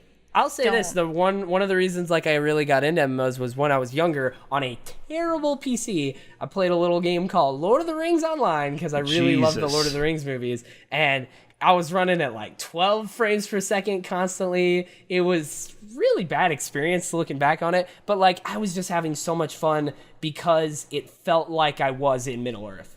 Like as a little kid, I was just like, oh my God, yes. I'm going to the Shire. I'm like making a hobbit and all this. Like just that was awesome. And ever since then, I tried different MMOs and whatnot. And I like the idea of the, like, you really don't, once you get the hang of like the questing and the combat, you really don't have to pay that much attention. And it's good to just like listen to podcasts and music and like grind. I like just the making progress in like a big overarching world.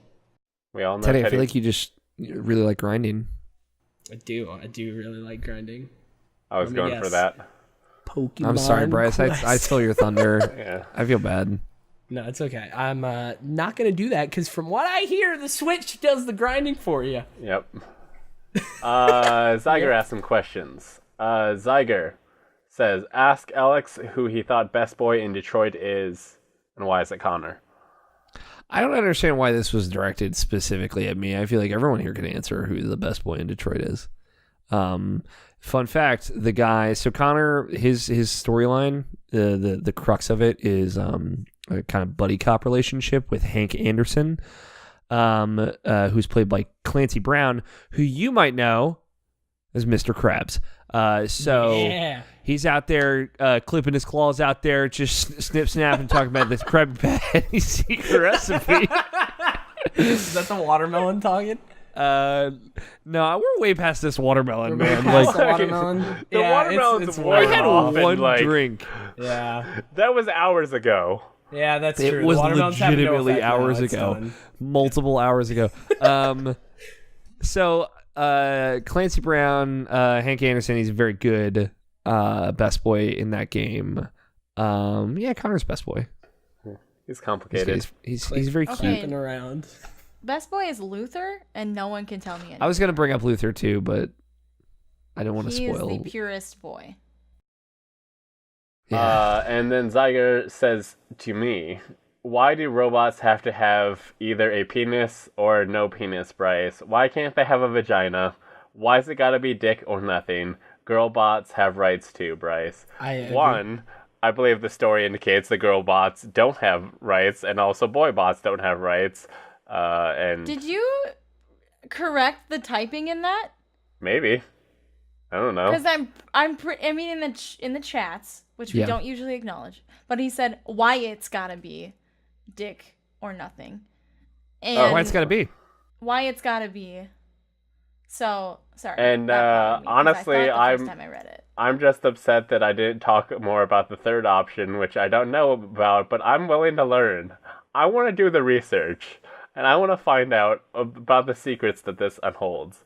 And Bryce is gonna do a book report and bring to the next episode the secrets of the third genitalia. I will grade this book report. There There better be bibliography cited and Yep. linked. Since this episode is clearly going to be Wikipedia. explicit, you just found the name of this episode.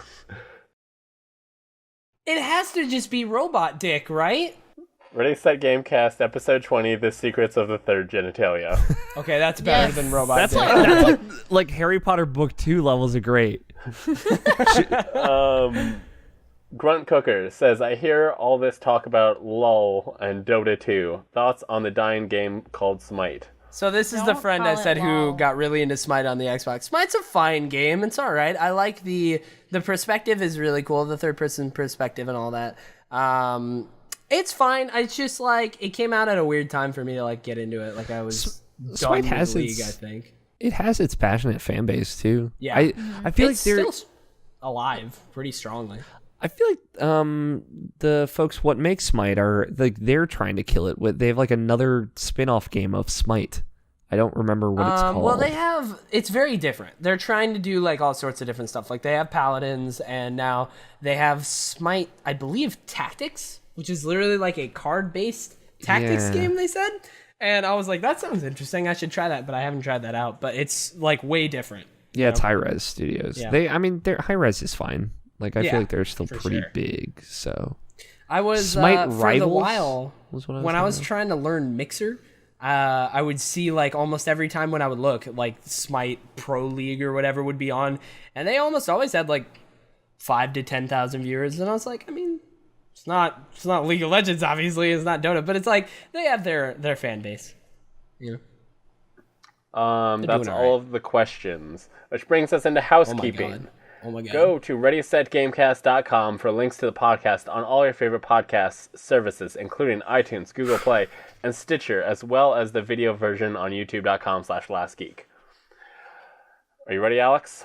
I was born. Well, I mean, I was born ready, but I got pretty over it pretty quickly.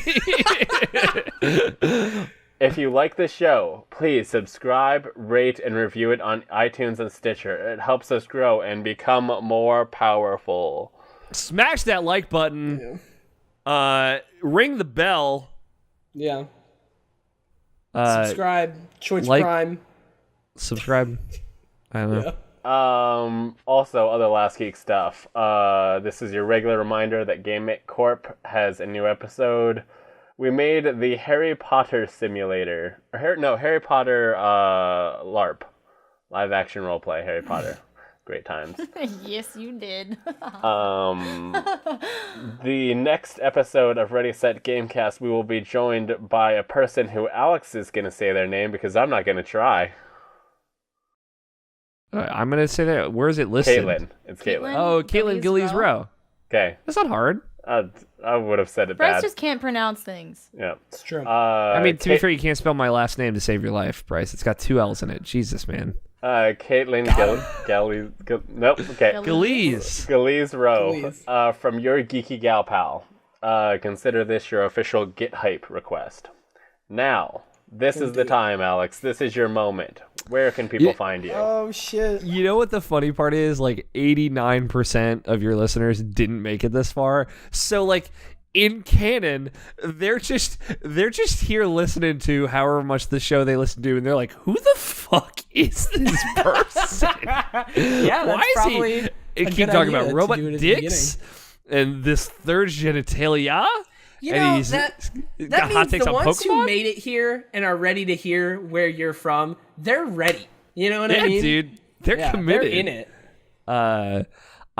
So my name is Alex O'Neill. I host a video games podcast. It's called Irrational Passions Podcast. I've hosted it for about 8 years with many good friends of mine. It is brought to you by the website irrationalpassions.com, where I lead an editorial team of amazing, incredible, talented writers, podcasters, video producers, just amazing, amazing people. They're all way more talented than I am. They're all way more funny than I am. They are incredible. And you should go to irrationalpassions.com and see all of their incredible work. Mike Burgess's video reviews, George Cruz's amazing editorials, Jarrett and Logan's reviews, Quinn's Place and Purpose pieces, Scott White's RPG primers and guides. They're amazing. I love them. They're incredible. I also host another podcast. It's called Get Acquainted. It is a one-on-one interview show. It's a monthly show, so it's nice and consumable. I've had Andrea Renee on. I've had my good friend Roger Picorni on. I had a friend of mine, Brandon Gann, on to talk E3 predictions. That's the most recent May episode. If you're hyped for E3, I'd recommend going and listening to that. We made some E3 predictions, some of which have already been wrong, like our Pokemon prediction, but that's fine. I had a great, jolly time, and that's all the stuff that I do. I guess I'm on Twitter at alfighter27 if you want to see my horny on main tweets. Will he talk about the third genitalia? We'll have to see. Strong possibility. Darian, where can people see your horny on main tweets? Twitter.com/dexterity, spelled DEXTERIDEE. Also twitch.tv/that one. Also Facebook. Also Instagram. Also dexterity.com. nice. That's cool. Teddy. I'm gonna Oh, note shit, that yo, so I I don't got- forget where I'm at. I got all sorts of things that I'm actually like somewhat doing. It's kind of neat. You can normally find me Monday through Saturday, 6 to 10 p.m. Central Time on twitch.tv/Teddy Chinaris, streaming all sorts of games, specifically Elder Scrolls and Destiny 2 these days. What else? Let's see here. I launched my first t-shirt, which is pretty cool. If you're in the chat, you can type !t-shirt. And that was designed by Matt A. Plays. I really like how it turned out. The Friend of first the show. episode, yeah, friend of the show, Matt A. Plays. He asked a question this time. The first episode of me and Andrew, who's my best friend, we went through A Way Out together in like one sitting, and we recorded all that, and episode 1 went out today, so that'll be out when you listen to this, and then those episodes are going out Monday and Friday for everyone, and then Sunday and Thursday is a day early for patrons. And there was one other thing. Oh yeah, for E3 there is a gaming cafe opening up in Nashville called Platforms, and there is a friend of mine who like started a video company who's doing he thought it would be a good idea. We're like partnering with them. They're doing like an E3 watch party where like all the games and whatnot are like free for the 2 days. And then Sunday and Monday, we're basically doing what I normally do for E3, which is like reactions and pre-show and post-show for all the conferences on Sunday and Monday. But we're doing it from there, and it should be more professional and all fancy. I'm gonna wear a suit. I'm gonna look nice. I'm gonna get a laptop, get all the notes and whatnot. It's gonna be fun. I'm very excited about it. And yeah, we're doing that all Sunday and Monday of June 10th and 11th. And hopefully, I'm bringing this desk right here. So I'm gonna have to break this down. But I'm hoping that I can still do the stream Saturday night or Saturday afternoon for EA, and then Tuesday for Nintendo on my own here at home. But yeah, pretty cool stuff. And twitter.com/ChatEachAndEarnest. Bryce, what do you do? I make podcasts. Ready Set Gamecast, Game Make Corp. If you like McElroy Brothers, you should listen to Game Make Corp because it's a ripoff of their content. But it's the greatest form of flattery. LastGeek.com is where you can find all of that content. And then twitter.com/LastGeek. And then you'll probably find the rest. Also, I'm on Twitch sometimes. But that's... Nobody goes there. Nobody does that. But that Do it, you is the entirety of this show. If you made it this far... This is our magnum opus, dude. This is our masterpiece. I always do this, guys. I'm so sorry. No, it was good. I'm happy with hey, it. you haven't had the longest episode of your podcast yet? Well, I'm on my way. Don't worry. OMW. Here to help I'm about you. to make it lit back there. Thank you guys for having me on. This was so much fun. I had a blast. I hope you guys had at least a little bit of fun. Yeah, it was fun. It was We good, need to for have sure. you on during the winter when I'm not inside my room, unable to access the air conditioning until this podcast is over, and melting. I am melting. I still have my air conditioner on, so I'm doing good. Yeah, because It's you been fun. don't care about good sound quality. For level of comfort, the quality of the personality and the comments has to come from when I'm comfortable. You know what I mean? Thank you for listening to this That's what I hope. episode, and we will see you again in 2 weeks. Bye. Bye. Bye.